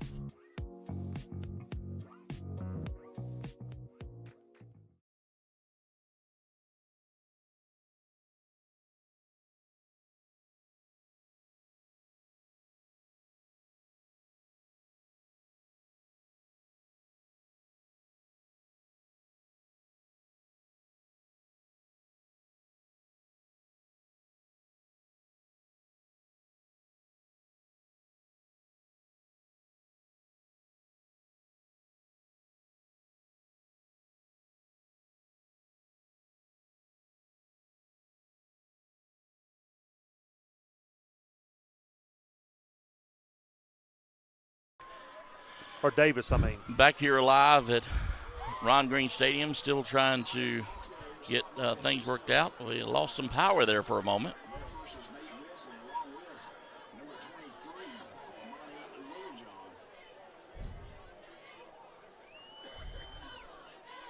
Going to bring up 3rd and about 10 here. No. I mean, Yeah, I guess it is. Yeah, Yep. They stopped that play for nothing. Yeah, you are in 4-down territory, but still hate to see that much distance. We're going to probably air the ball out here. Did he come up short? Did he get there, Jeff? He did. That's a play I'd kind of like to see him turn upfield. Yeah, bring it back inside because instead of going outside. He would with have just leaned. He's about 2 yards short. Sorry about that. That was me. What was that? That was your phone. Went under your chair. I would be shocked if we don't run dry towards our side. So 4th and short listen, right I just here. hate running to the short side of the field right here. I'd Right like up to see, the middle. Let's dry. He's going to push his way through all the way. Touchdown, that works Mountaineers. too. That's a great answer right there. That's what I just didn't like bringing that to the short side of the field. That Burns has played it so well, and if you notice when they lined up, they overloaded this side.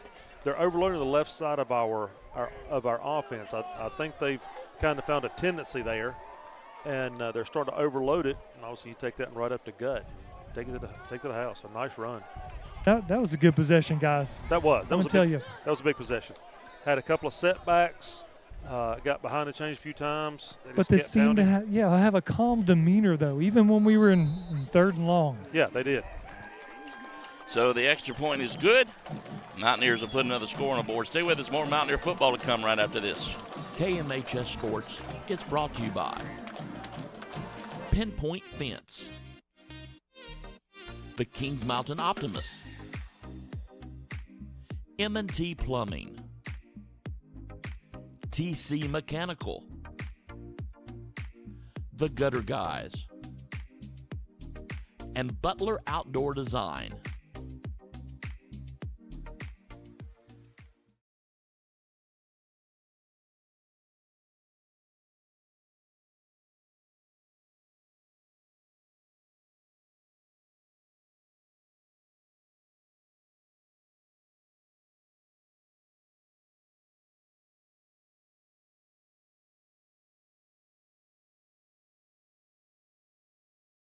Back here live, Burns High School getting ready for the kickoff after Mountaineers put 7 more on the board. And Drew, just to give you a score update, Shelby has scored and has now got it 21-14, Crest. So games are tightening up. So saying, you really can't go by those first week scores. Burns has looked like a completely different team than they did last week. We really expected Crest to be way too much for Shelby. Shelby's hanging in there, playing them tight. So a lot of adjustments. A lot of good coaches around here making some adjustments. Burns up to cross the 20-yard line before he's brought down to the 25. Burns will take over 1st and 10 from there. All right, here's where we need our defense to step up one time. We looked for it last time. We've seen this already, Brad, interrupt. We've seen this the first 2 games. I think our special teams coaches have done well. I think our coverage has been much better than we've had in the past. I think so too. The team seems much more disciplined on their kickoff. Staying in the lanes, I agree. Yeah, they're staying in the lanes. They're not really getting out of position. They've missed a few tackles, but I mean that happens.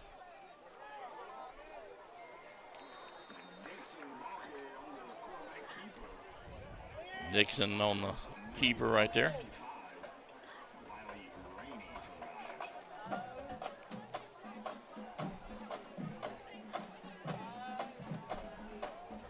Is Davis in there, Jeff? I don't see him. Is he back? Or is Zero? Yes. I do not see him. I was going to say, I saw him limping off to the side a while ago. He was on the ground for a good bit. Yeah, he's been a big part of their team. I hope it's just a cramp. I mean, I hate to see something happen to the young man. He's way too good of a player. It wouldn't have hurt my feelings if he cramps up on the sideline, but, he's way too good. That's a good job by Dixon to handle that snap right there, too. To handle that snap and to get that off right there the way he did. He picked up a yard. He jumped up and snatched that one and came down making the handoff. So good job by him right there. That could have got ugly real quick. Well, those are plays, it takes the timing off the whole play. It does, and that's one of those plays that's not going to go down as anything major, but he could have saved something really big right there. I tell you, we force 4th down here, forcing the punt.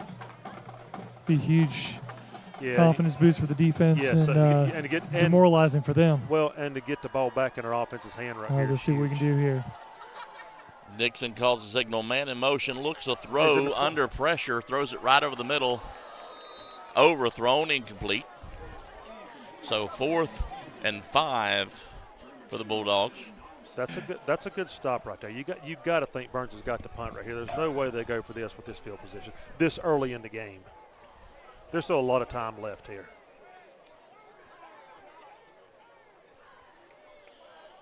So Burns will bring on their punt team. Mountaineers will send 2 back.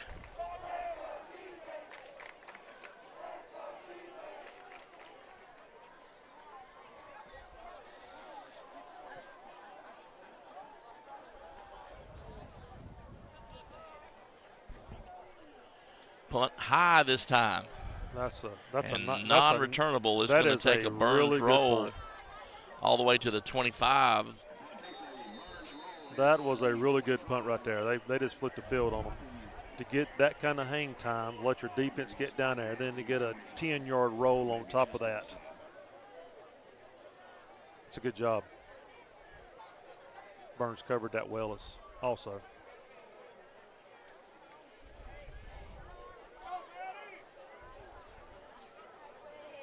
Looks like the ball will be sitting at the 24-yard line. Let's see if Kings Mountain offense can pick up right where they left the last possession. I know it's early. We're still 4.5 minutes in the third quarter, but you could go a long way with this drive right here. Put yourself up by 3 scores, and that makes a tremendous difference. So KJ Bell calls the signals, puts a man in motion.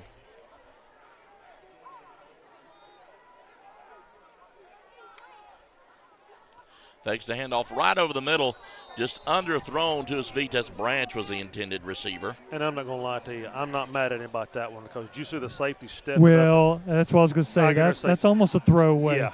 If he completes that, he just may get his receiver killed. Well, right I honestly think if he put that on target, 23 picks it off.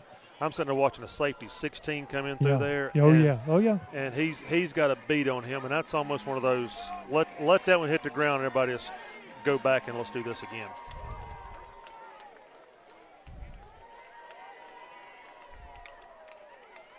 KJ Bell back to throw again under some pressure. Going to use his feet this time. Gets the ball off, throws it right into the hands of a Bulldog. He'll return it across a 30-yard line. The Mountaineers will bring him down there. So 1st and 10 for the Bulldogs in Mountaineer territory. Did he have room to run over there?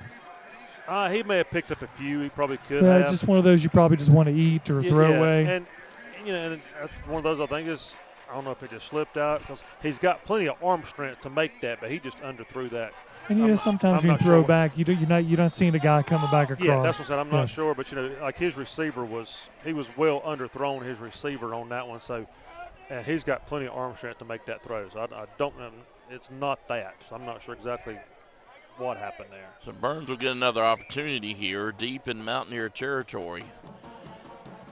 End around once again. That's Wells, the ball carrier. He'll get run out of bounds. That's a good hit by Feimster right there too. We got a flag down. Flag on the play. That's got to be a hold around that edge right there. Somebody took somebody. Yeah, just where that was thrown. They're going to back that one up.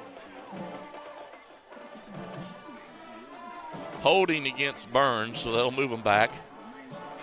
Stop a little bit of the momentum. 4:14 to go here in the third quarter.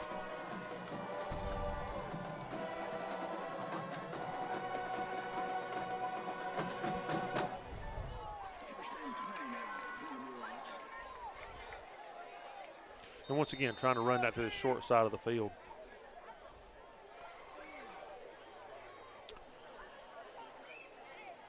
Dixon with Pryor in the backfield.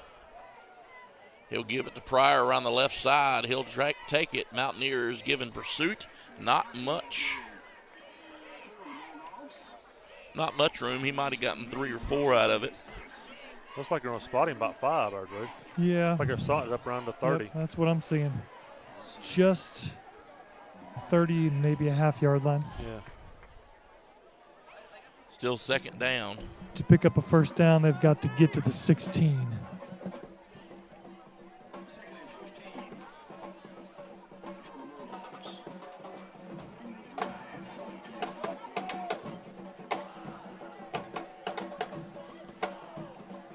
Dixon makes his calls. Back to throw this time. Right over the middle. It is complete, but he might have lost yards. They're going to give him back to the line of scrimmage. Yeah, he may have got to the line of scrimmage. Maybe 6 more inches, but not much more than that. We got another flag in the backfield. It's not on us. Is it late hit, maybe? I'm wondering if it's going to be roughing. Just where they got another player down as well. Another Burns player with looked like a first down. Yep, they're going to call roughing on that one. We got a Burns player down. So they'll call it on Mountaineers. We'll take a break. We'll be back. Stay with us. More Mountaineer football to come right after this. KMHS Sports is brought to you by Pinpoint Fence, the Kings Mountain Optimist, M&T Plumbing, TC Mechanical, The Gutter Guys, and Butler Outdoor Design.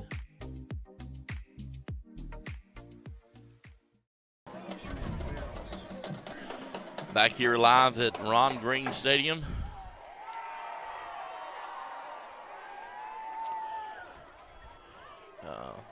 Bulldog with a cramp. They're able to help him out. He's on the sidelines. Mountaineers up 34-21. But Burns right here knocking on the door. 1st and 10 from the 15. I tell you what's scary about a game like this. You see a game like this, and you've had plenty of chances to kind of separate yourself, and you just keep letting this team hang around. They score right here, all of a sudden it's a one-possession game. You can't just keep letting a team like this hang around. It's a gritty team. It's a team that's going to play you to the final whistle, and you really like to put a little separation on them, but you just keep letting them hang around. And it's in their stadium, too. Yeah. Dixon gives to Wells. He cuts right up the middle. Mountaineers pulling him down, but he's going to get a good gain out of it. Bring up second down. Looks like he gave him 4 yards.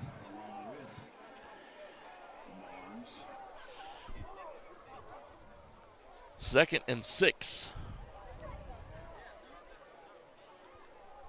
But, it's not like now they're playing well, but how many times have we had the chance to kind of put some separation and make a mistake?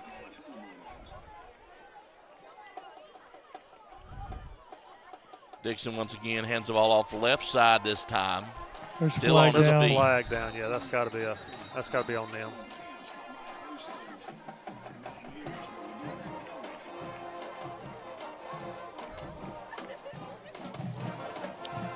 I'm not sure they're not going to call a chop on that one. No, that's going to be on 52, and the official was basically motioned to him, but he was kind of grabbing him as he went by. Well, I'm going to say, looked like he had him up top, and somebody came in and chopped as well. So Gotcha. What I thought maybe was going to call a chop block on there, but we'll take the hold. That works too. Because once you're so second and 16. Right. Yeah, it's got to be frustrating for Burns because he had 2nd and 6, 5.5. Man. And the ball off to Pryor, and Mountaineers great all job over him. Yeah, they brought the run blitz on that one. Honestly, it's one of the few plays we really got into the backfield. That's what I'm going to say. They had the run blitz right there. If you notice, every gap was assigned on that time.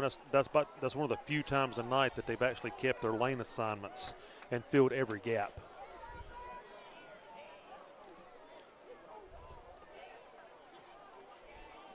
Because right there, you watch the B and C gap both just come straight up and get taken away. You got to think Burns is 4 down. Yeah, absolutely. 4 down territory absolutely. here. Yeah. You're at the 20, 21. That's a hold. So looking right across the middle, incomplete. Yeah, I think they got away with a hold right there as well. Flag on the play. So you decline it or you accept it and keep backing them up? I'm backing them up if it's me. I mean, you know they're going for it on 4th. Yeah, if it wasn't where you are, but they're going to put it out. They're going to let them play one more. Yeah, I was going to say. And to me, the way I look at it, if we back it up, it just makes them have to throw the ball. Oh, they're going to try to kick here.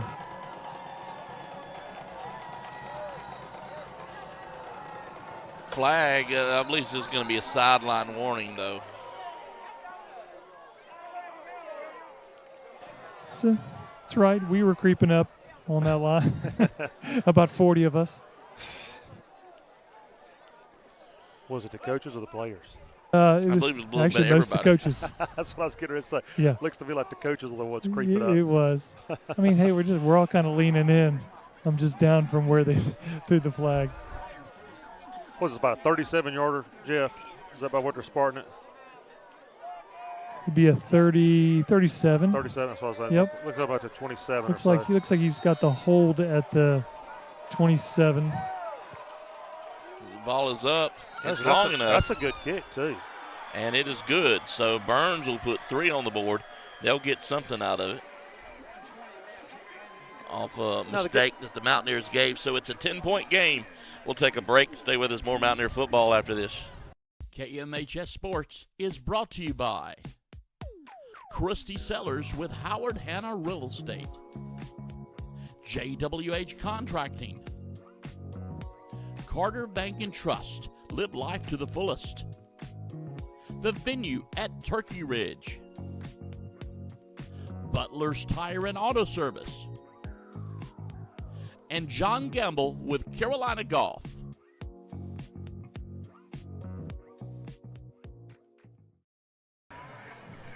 Always trying Back to be here live at Ron Green Stadium. Take a real quick look at our scoreboard. Stuart Kramer is up 34-20 in the 4th quarter over North Gaston. East Lincoln's opened a big lead, 41-17 over Providence. Crest is still up 21-14 over Shelby. West Lincoln opening it up, 56-35 over Lincoln Charter right now. Lincolnton Wolves 40-27 over North Lincoln. Cherryville is still showing the halftime score, 21-14. Forest View, there's a finals now. We have our first final night. Forest View 26, East Gaston 7. Thank you so much for the Caldwell Banker Farm Bureau CNC Scrap Iron and Metal scoreboard.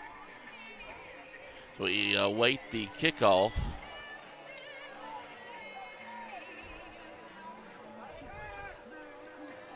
Burns takes forever to kick the ball. And, you know, talking about that last field goal we were talking about a while ago, that doesn't kill you because it's still a 2-possession game. Kind of a pooch kick. Mountaineers are turning it up to the 40. They get a hand on him. He'll pull him up to about the 45. So the Mountaineers in good field position. You know, that's one of those field goals that really doesn't do that much for you. Just got an update here, Coach Williams again. Cherryville is up 28-21. They just have not updated online yet.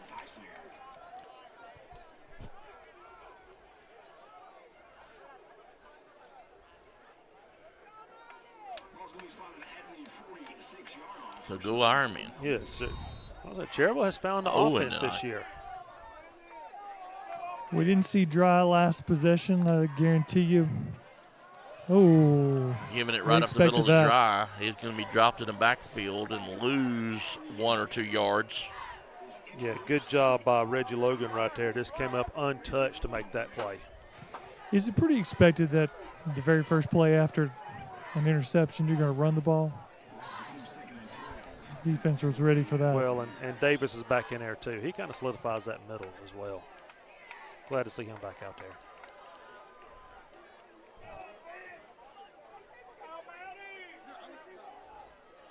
Bill calls his signals, hands the ball off one more time right up the middle of the dry.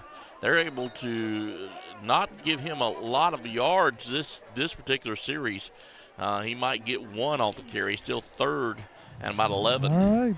Listen, Burns playing tough. Yes, they are. I told you I think we're just going to be the last play of the third quarter. We're going to let this thing run out and talk about this third down call. So they'll let it run out. We will too. Stay with us. More Mountaineer football. Fourth quarter to come. Don't go anywhere. It's KMHS Sports brought to you by the Kings Mountain Touchdown Club. Back right after this. KMHS Sports is brought to you by Innovative Pool Design, Long Branch Land and Water, Brittany Austin and Company, Carolina Elite Plumbing Services, where plumbing's done right, Brad Moffitt with Carolina Chiropractic, and Flooring America.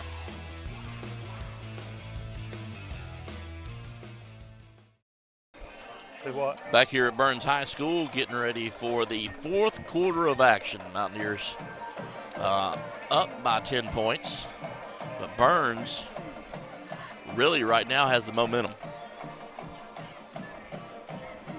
Just going to sit here and let the band play us into the fourth quarter. I know this is popular with a lot of our fans, my wife being one of them.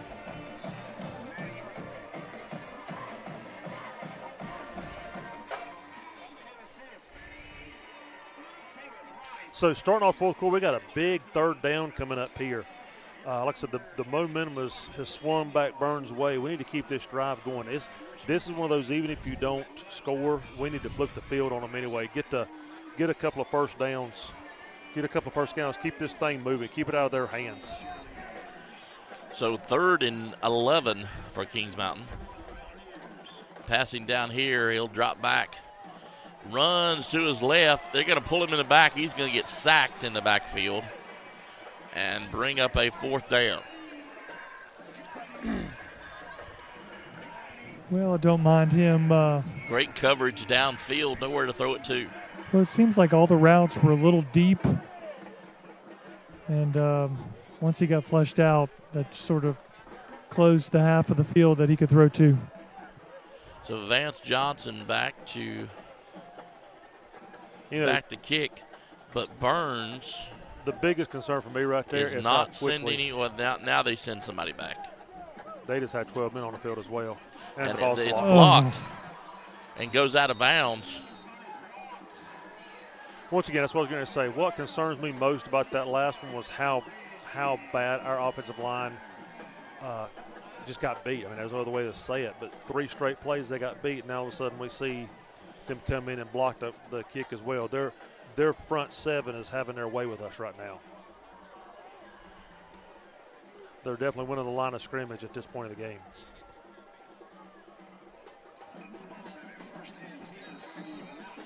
So after the block punt, Burns will take over 1st and 10.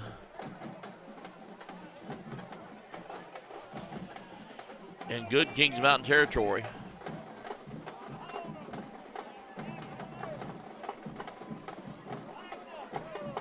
Hand the ball off right side. That's a hold on That's 44. A big hold. I seen that. Flag on the play. Yeah, that's a hold on 44. And they'll run him out of bounds. Yeah.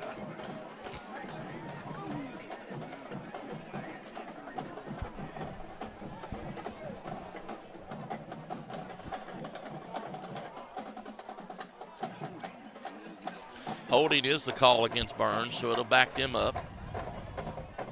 Just got an update. Shelby has tied Crest. They're now tied at 21. Update on the Farm Bureau, Caldwell Banker, CNC Scrap Iron and Metal scoreboard. Thank you, Brad.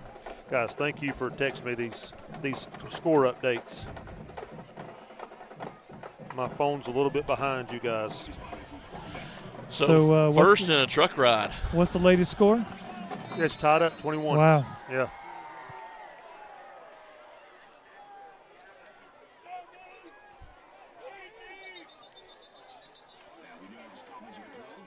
Quick Looks like whistles. maybe Respotting it. Yeah. Yeah, just respotting. Wouldn't that be a line judge?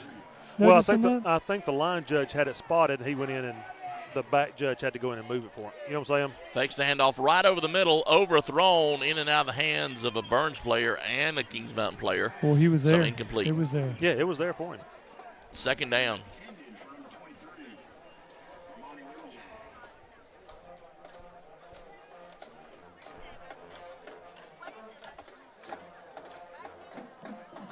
Unlike you, Brad, getting them in passing downs is good for us. Yeah, listen, we really have not had an answer for their run game the majority of this game.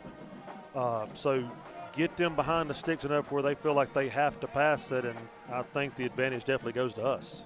Now that I say that, they'll hit one for 40 yards here in a second.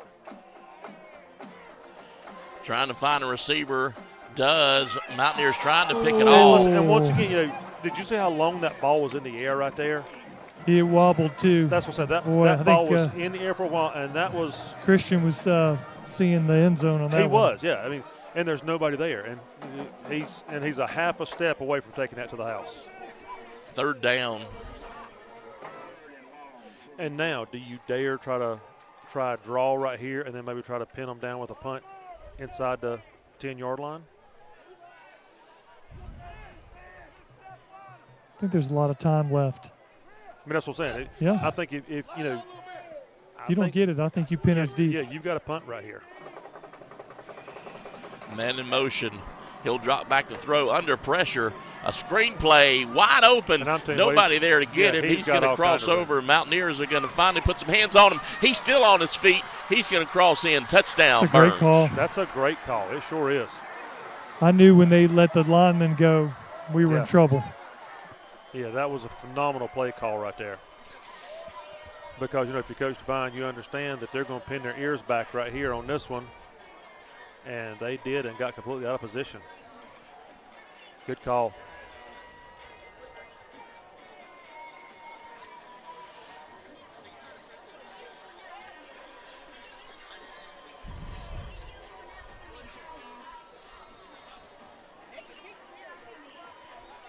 So Burns attempts the extra point. Ball is up. And it is good. So we've got a 3-point ball game, fellas. We'll take a break. We'll be back. More Mountaineer football to come after this. KMHS Sports is brought to you by Pinpoint Fence, the Kings Mountain Optimist, M&T Plumbing, TC Mechanical, The Gutter Guys, and Butler Outdoor Design.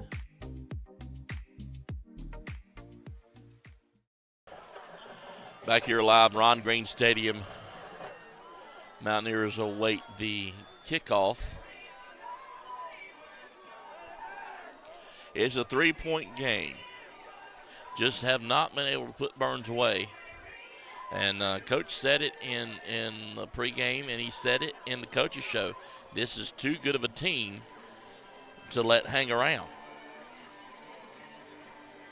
And we were talking about that earlier. It's one of those things we've had several opportunities to stretch this thing to kind of put it away, and we've made mistakes, and they have capitalized on it, and they've hung around, and they've fought, and all of a sudden we got a 3-point game and lots of time to go.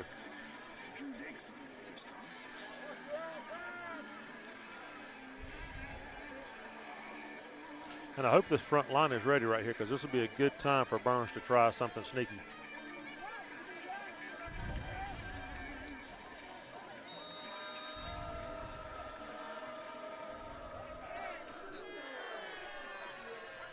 So all the way deep, Mountaineers will try to get a good run back here. Has a hole right up the middle. They're able to stop him around the 31, so 1st and 10. All right, boys, we got to pick up, we got to get some momentum back here, pick up a first down, get the ball moving. And listen, what we got to do is get the offensive line back involved in this thing. We've got to control that line of scrimmage again. That last possession. Well, the last 2 possessions, really, That's Burns, since the touchdown. Yeah, Burns' front 7 has dominated our guys up front.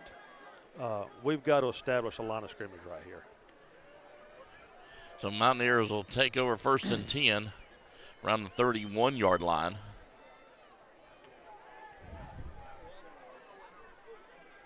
like to see the ball. You know, we're set up right Pitch here to on the the left, trying to right. get him to the outside. Got some room to run. He's going to maybe get 5 or 6 yards before he run him out of bounds. Our trainers are down over here on the sideline. But once again, we put a wing over here, had a little bit of lead, get a little toss out there, give separation. Let him use those wheels. Let him use that speed. It's a good pickup on first down. Okay, pick up 7 on first down. That's a good. Looks like it. Yeah. That's a good first down. That opens up your entire playbook for you. It's fun to call plays 2nd and 3. Hand the ball off right up the middle again. No running room. The middle has been closed the second half. That's going to be enough for a first. Dry once again on the carry. And you know what? We were talking about the offensive line. They didn't move anybody. Nobody was on skates, but they at least held the line back enough to pick up, give him a chance.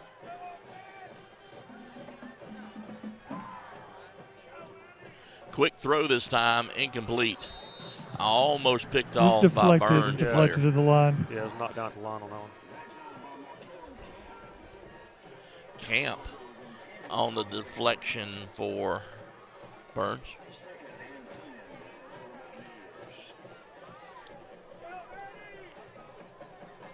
So 2nd and 10.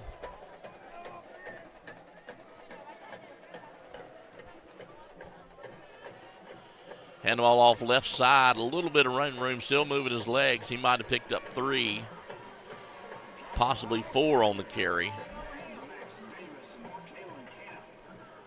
So 3rd and still long for Kings Mountain. Yeah, it looks like they gave him the spot about the 46. So you're right, about 3rd and 7. Good shot of our quarterback right there.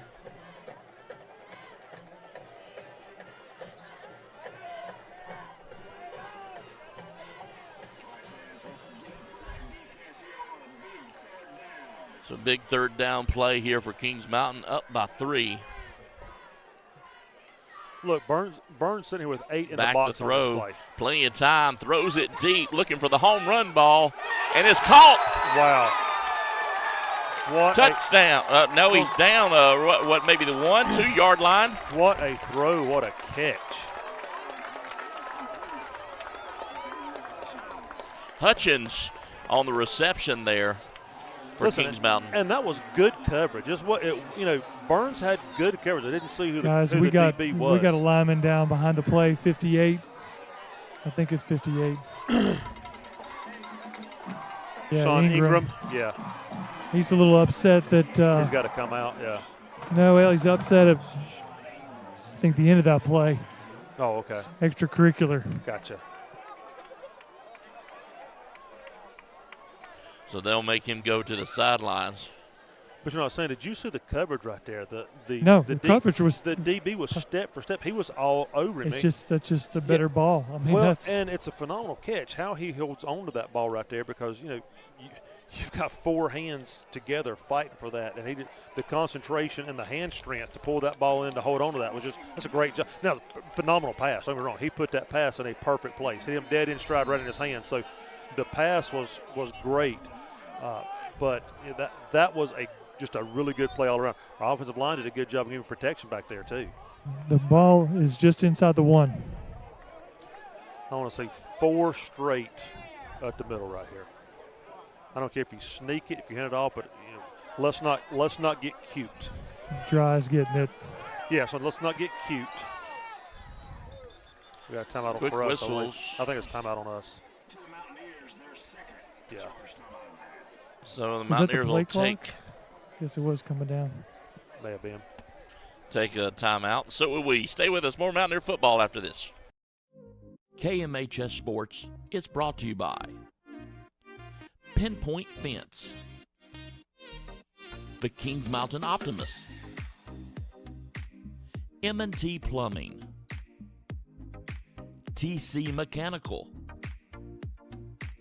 The Gutter Guys, and Butler Outdoor Design. 6. Huss had 55. Bessemer won. Back here at Ron Green Stadium, a quick update on our Caldwell Banker Farm Bureau CNC Scrap Iron scoreboard.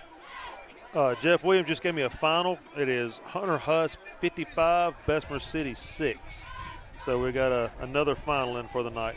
Crest and Shelby still showing tied up at 21. No other changes from last update. Thank you so much.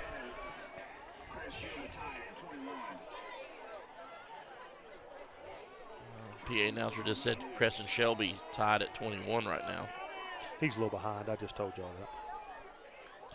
Right up the middle, trying to push his way. That should be in there. Is that in? It is, yes. There's the touchdown, hands. Kings Mountain.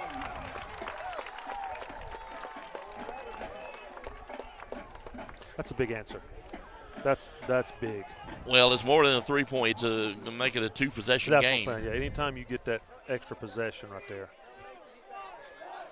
makes a big difference. Mountaineers return home next week.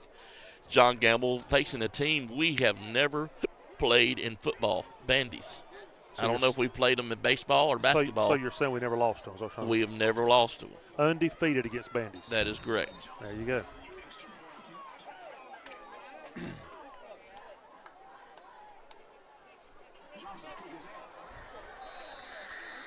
So it's up, but it is no good. I think that was the hold on that one. So 40-31.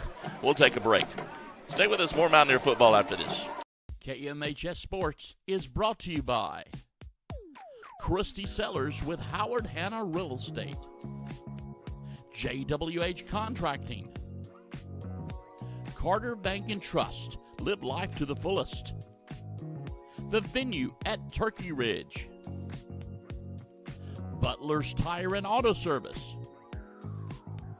and John Gamble with Carolina Golf.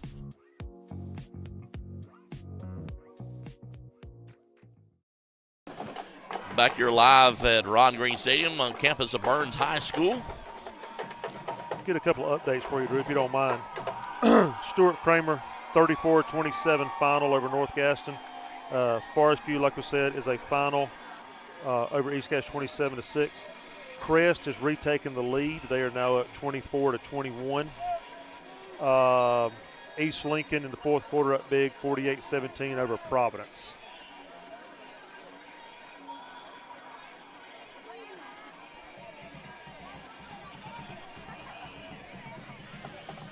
Mountaineers kick the ball off.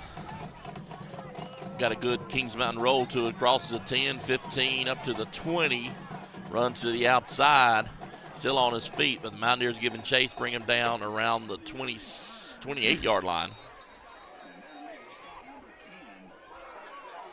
All right, I know this is Captain Obvious talking here, but we really need a big stop right here to get that big play. Crest had a little momentum right there. They had us third down and long. To get that big play, then punch it in to go up by 9.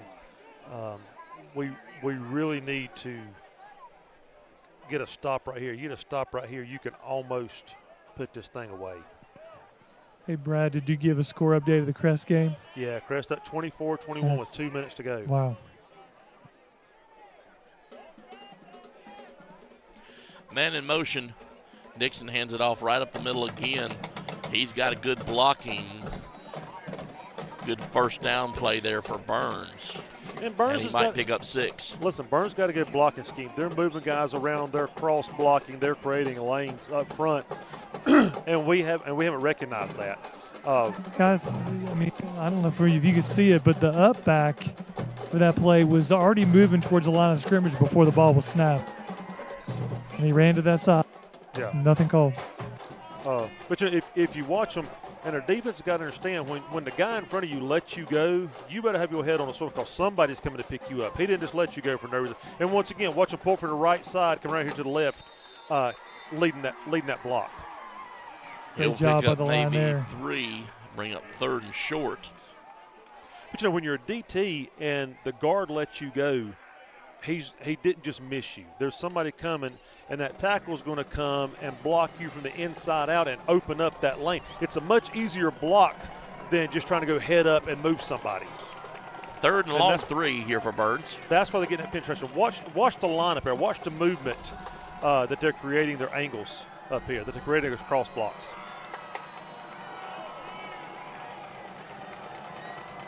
Dixon hands the ball off left side, right side this time. That's Davis. And I wish our linebackers would watch, because every time the backside guard is pulling and he's taking you right to the play. So if your right guard's pulling, if your right guard's pulling, head left. If your left guard's pulling, head right. They're pulling every time.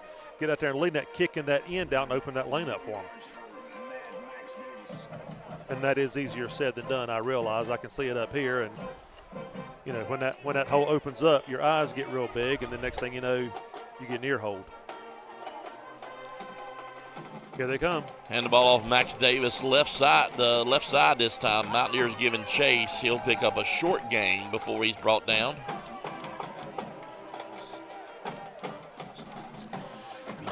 Latham's Themster chases him down from the backside. Second and 6. And Burns going back to what they do well, keep the ball on the ground.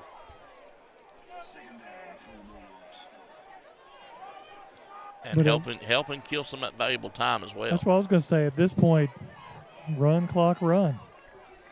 We just can't give up any big chunk plays.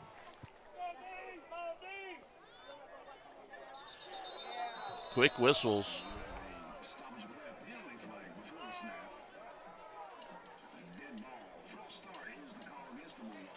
Like I said, the ball never got snapped. The ball never moved. Yeah, the ball never got moved. you don't see that happen a lot. Well, that is the first false start, everybody but the center. First false start or offsides call for Burns tonight. So 2nd and 11. I'll tell you guys, the grass, the evening dew, the grass is damp. And when the ball earlier was getting real wet, I guarantee he just whiffed. It's going to surprise me if they go back to the air right here.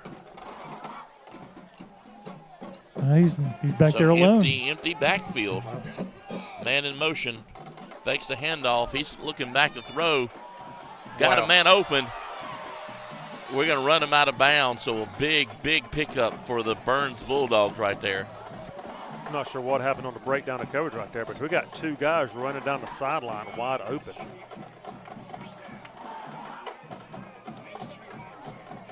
Yeah, I don't know. Both. We didn't. Corner's not there. Safety never rolled over. I'm not sure what happened on that one. I mean, clearly they were throwing. Yeah.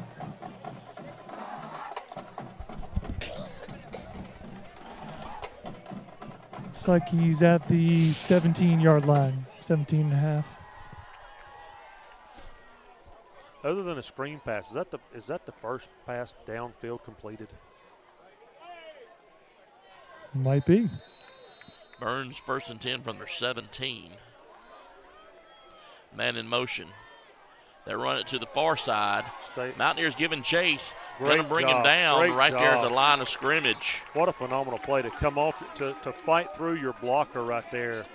And just an open field tackle just to hold on. Was that Jared? I can't see his number, but that's a phenomenal I think it play. was number 11. That's a phenomenal play. Christian Jarrett on the stop, sophomore. Yeah, that was a great job. Because he was getting blocked. Kept that outside contained, took the outside shoulder. Hand the ball off once again to the left side. Mountaineers able to stop him. Not yet. There you go. But second effort gets him a few more yards. Kind of like Dry does. He did a good job keeping his legs moving. Yeah. He got all the way to the 14, a little past the 14. And listen, he has not gone down on first contact very often tonight. 3rd and 7. Was that Davis carrying the ball? Yeah. He's tough. That's what I'm saying, yeah. The first contact has not gotten him very often. I would be shocked if you don't see him get the ball again. Yeah, feed him. Dixon puts a man in motion. Hands the ball off left side this time. He's got some running room, but the Mountaineers are able to put their hands on him. That's Wells, the ball carrier. It's marked at just about the 11-yard line. 4th down. Fourth and what, about 4? 4th and a long 4. Yeah, just so about they 4. go forward or go ahead and try the field goal right now, here. if it's me, I like this decision. You go ahead and kick it because you're making it a one-possession game. If by some reason you miss, you don't get it on 4th down, you pretty much put yourself out of it. So I do like this. I do like this decision. The ball is up. It's long enough, and it is good. So Burns will put 3 on the board. I think that's a good play. You've made it a one-possession game now. If for some reason you miss on 4th down, you've pretty much ended the ball game. Let's take a break. We'll be back. More Mountaineer football right after this. KMHS Sports is brought to you by Innovative Pool Design, Long Branch Land and Water, Brittany Austin and Company, Carolina Elite Plumbing Services, where plumbing's done right, Brad Moffitt with Carolina Chiropractic, and Flooring America.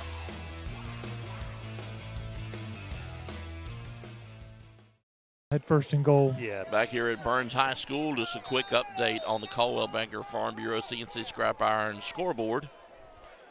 Crest is now up 31-21. They just had an interception and got the ball on the 2-yard line, end up turning it over. East Lincoln 48-17. West Lincoln 56-42 over Lincoln Charter. Lincolnton Wolves 48, North Lincoln 35. And that's all the updates we have at the moment.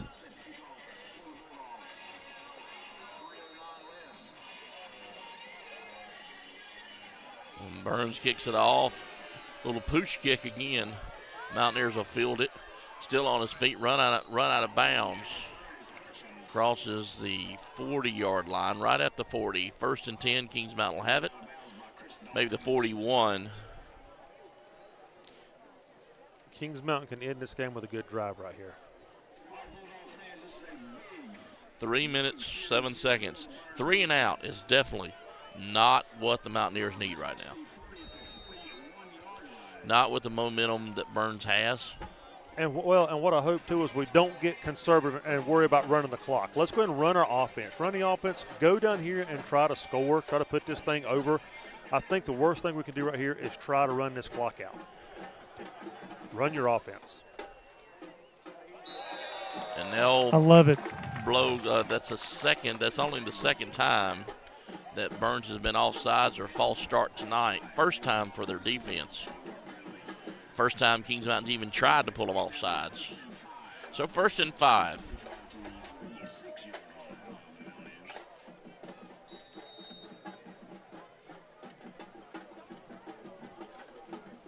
It's one of those I'd love to put this on the shoulders of my offensive line and just let them know, hey, guys, we're putting these last 3 minutes on you. We're going to run this ball down their throats. Drive to the left side. He cuts back up inside, but the Bulldogs were able to meet him after maybe a 3-yard gain. It's a good run. I'm good with that. So, Brad, at this point, you okay with just feed and dry the ball? Listen, I'm telling you, that 2nd and short now. That would be the ultimate for me. If I could just put it on my offensive line right here and my running back, and just tell them, guys, listen, the next 10 plays are on you. We're going to do one of two things. We're either going to eat this thing up 4 yards at a time, or we're going to bust one. That's our only 2 options. Hand the ball off once again, right up the middle Just of the like that drive. right He's there. going to get That's a gonna be a first first down down. and So, plus so, 2. hey, we reset the chains, run that clock. All right, get that clock going. So the clock should start once the chains get in place. At what point, if you're Burns, you start using the timeouts? Next first down. Wow, They've got I 3. don't know. Kings Mountain only has 1 timeout. Depends on. That's a depends lot on, of time well, off if we depends run on- the ball 3 times. Depends on what you do That's right true. here. That's true. You know what I'm saying? It depends on what you do at this one. KJ Bell calls the signals, gives us a drive right up the middle again. Ball's on the ground. Oh, Was he not- no, man. I'm So telling you, the ball ball's is on wet. the ground, and Burns comes up with the ball. It's almost like he ran into the back of his own blocker. So now it's in the hands of the defense. 1st and 10 for Burns from the 40-yard line. Well, things started out there very well. You know what? It started off really well up until it didn't. Adversity Builds character. is part of it. Does. It does. I believe that's biblical.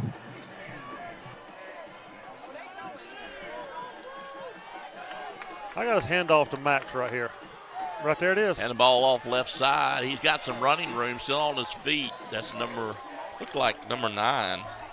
That's 0. Isn't that not Davis? Is that 0? Is that Davis? Yeah. They're going to hurry. They're going to hand him off, pick up the first down. The clock will stop. So they're in a quick set offense, 2nd and about 3. Or a long 2. They got an illegal formation. They got 5 in the backfield. That's an illegal formation. And he's going to get stopped in the backfield by the Mountaineers. Well, He'll lose it didn't yardage. help. So they had 5 in the backfield right I think there. Davis is cramping again. Yep, and they got a man down. How many timeouts they got? 2? I don't think they've used any. They've got 3. Kings Mountain's got 1. I gotta say they've got to take one here. Let's take a break. We'll They come did. back right after this.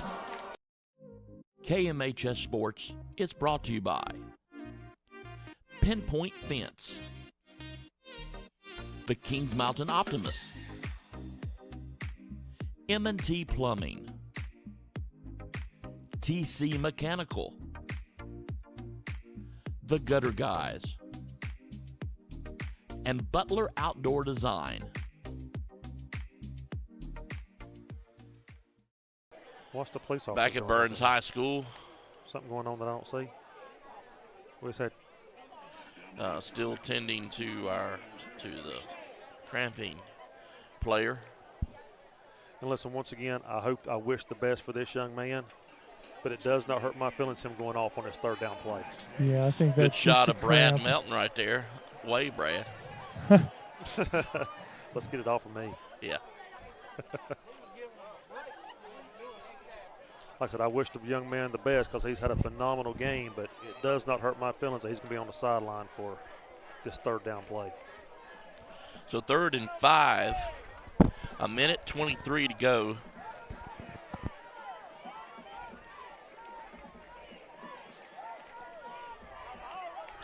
Now, I'm just sitting here thinking they called a timeout, so if he's able, I believe he could still be out here. But maybe if he's cramping. But I think legally, because they called the timeout, he could be back out there.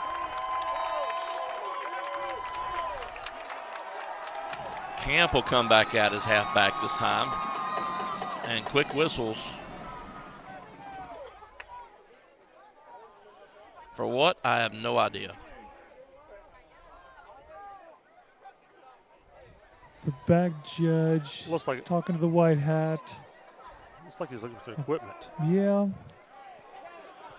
Maybe I think a chin strap on one side, maybe. So 3rd and a long 4. Back to throw is Dixon. He's looking for an open receiver. It's incomplete. Yeah. Short hopped him. 4th down. Here we go, guys.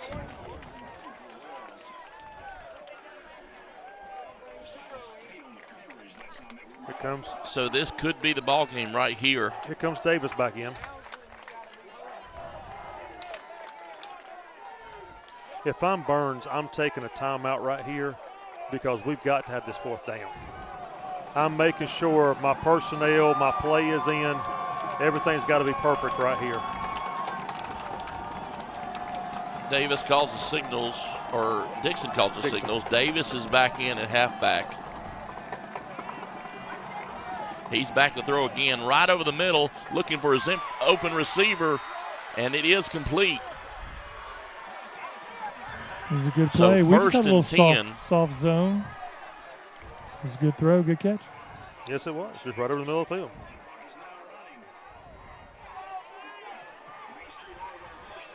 We got to get lined up.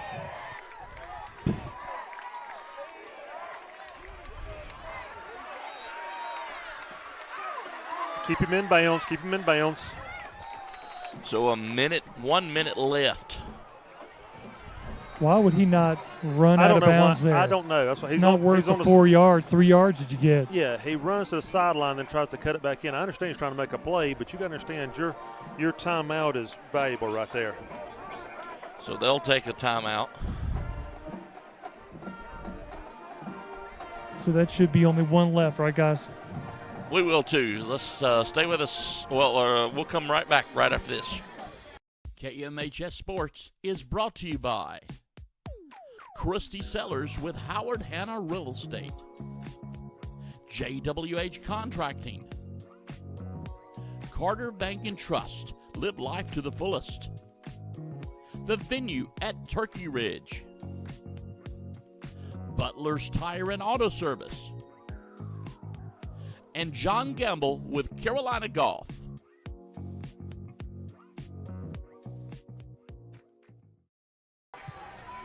On the top one, do we got an extra? Back here live at Ron Green Stadium.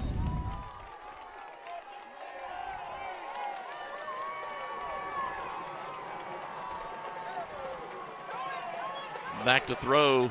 He finds no receiver. Incomplete. We'll stop the clock. Bring up a third down. 52.2 seconds left. You know, the thing that's scary, if you look right there, that screen will set up again.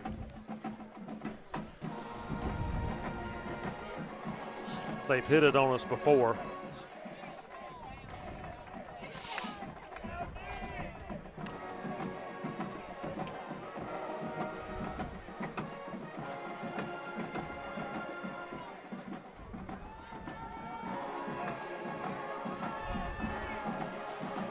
Burns calls the signal, puts the man in motion. Back to throw again is Dixon. He's going to throw that little screen, but the Mountaineers are right there waiting for him. Well, I think nowhere to go. Great job. Yeah, they were definitely ready for that Yeah, call. they were sitting on that one.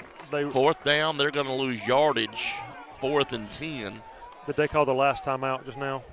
Yeah, they did. That should be their last one. And they'll call a timeout. We will too. We'll be right back. More Mountaineer football after this. KMHS Sports is brought to you by Innovative Pool Design, Long Branch Land and Water, Brittany Austin and Company, Carolina Elite Plumbing Services, where plumbing's done right, Brad Moffitt with Carolina Chiropractic, and Flooring America.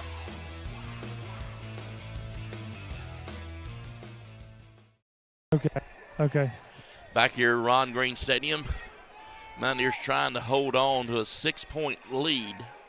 47 seconds to go. 4th down and 10. You need 4th one and play. 10. One time. 7th game of the World Series. Score is tied. 2 down. And you're up to bat.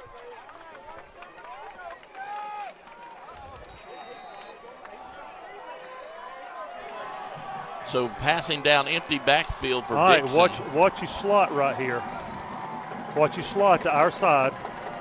He's rocking back the pass under pressure. He's trying to roll out of it, trying to find an empty receiver, just throws it up. And they're saying he caught it, but the Mountaineers saying he didn't. He was tipped twice into their hands. They could have caught it, but did not. Oh, okay. Incomplete. Turnover on downs. Mountaineers will take over possession with 38.3 seconds to go. Greatest formation in football coming up, gentlemen. Burns cannot stop the ball, so I would imagine victory formation right here. Yeah, greatest play in football right here, victory formation. I know it's late. We won't have much post-game, but tip the hat to Burns. Jeff, you can tell him that camera did come back up. It did? It did. It's up. It's up now. Yeah, good. He reconnected a couple things, so I'll tell him. Thank you. But yeah, Jeff, you're absolutely right. Burns came out here and played a phenomenal game. They have fought all night. I mean, once again, from the score from last week's game, you really wasn't sure what to expect, but you knew they were coming here and compete, and did they ever? Well, this is good for the Mountaineers. This is a good test. Yeah, I agree. Builds character. And hopefully they'll be able to keep working on it as we go back home to face Bandy's next week. then Charlotte Catholic the week after. The reason you play teams like this is for later on in the season when you get into conference. You need to be tested. So the play clock will wind down. They can't stop the time. We'll take a break. We'll come back to the conclusion of this ball game. Stay with us right here. KMHS Sports is brought to you by Pinpoint Fence, the Kings Mountain Optimist, M&T Plumbing, TC Mechanical, The Gutter Guys, and Butler Outdoor Design.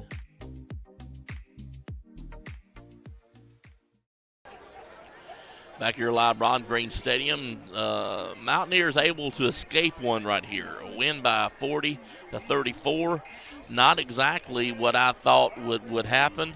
I thought Mountaineers would have a little bit easier time with it, but Burns wasn't having it. Burns was here to play football.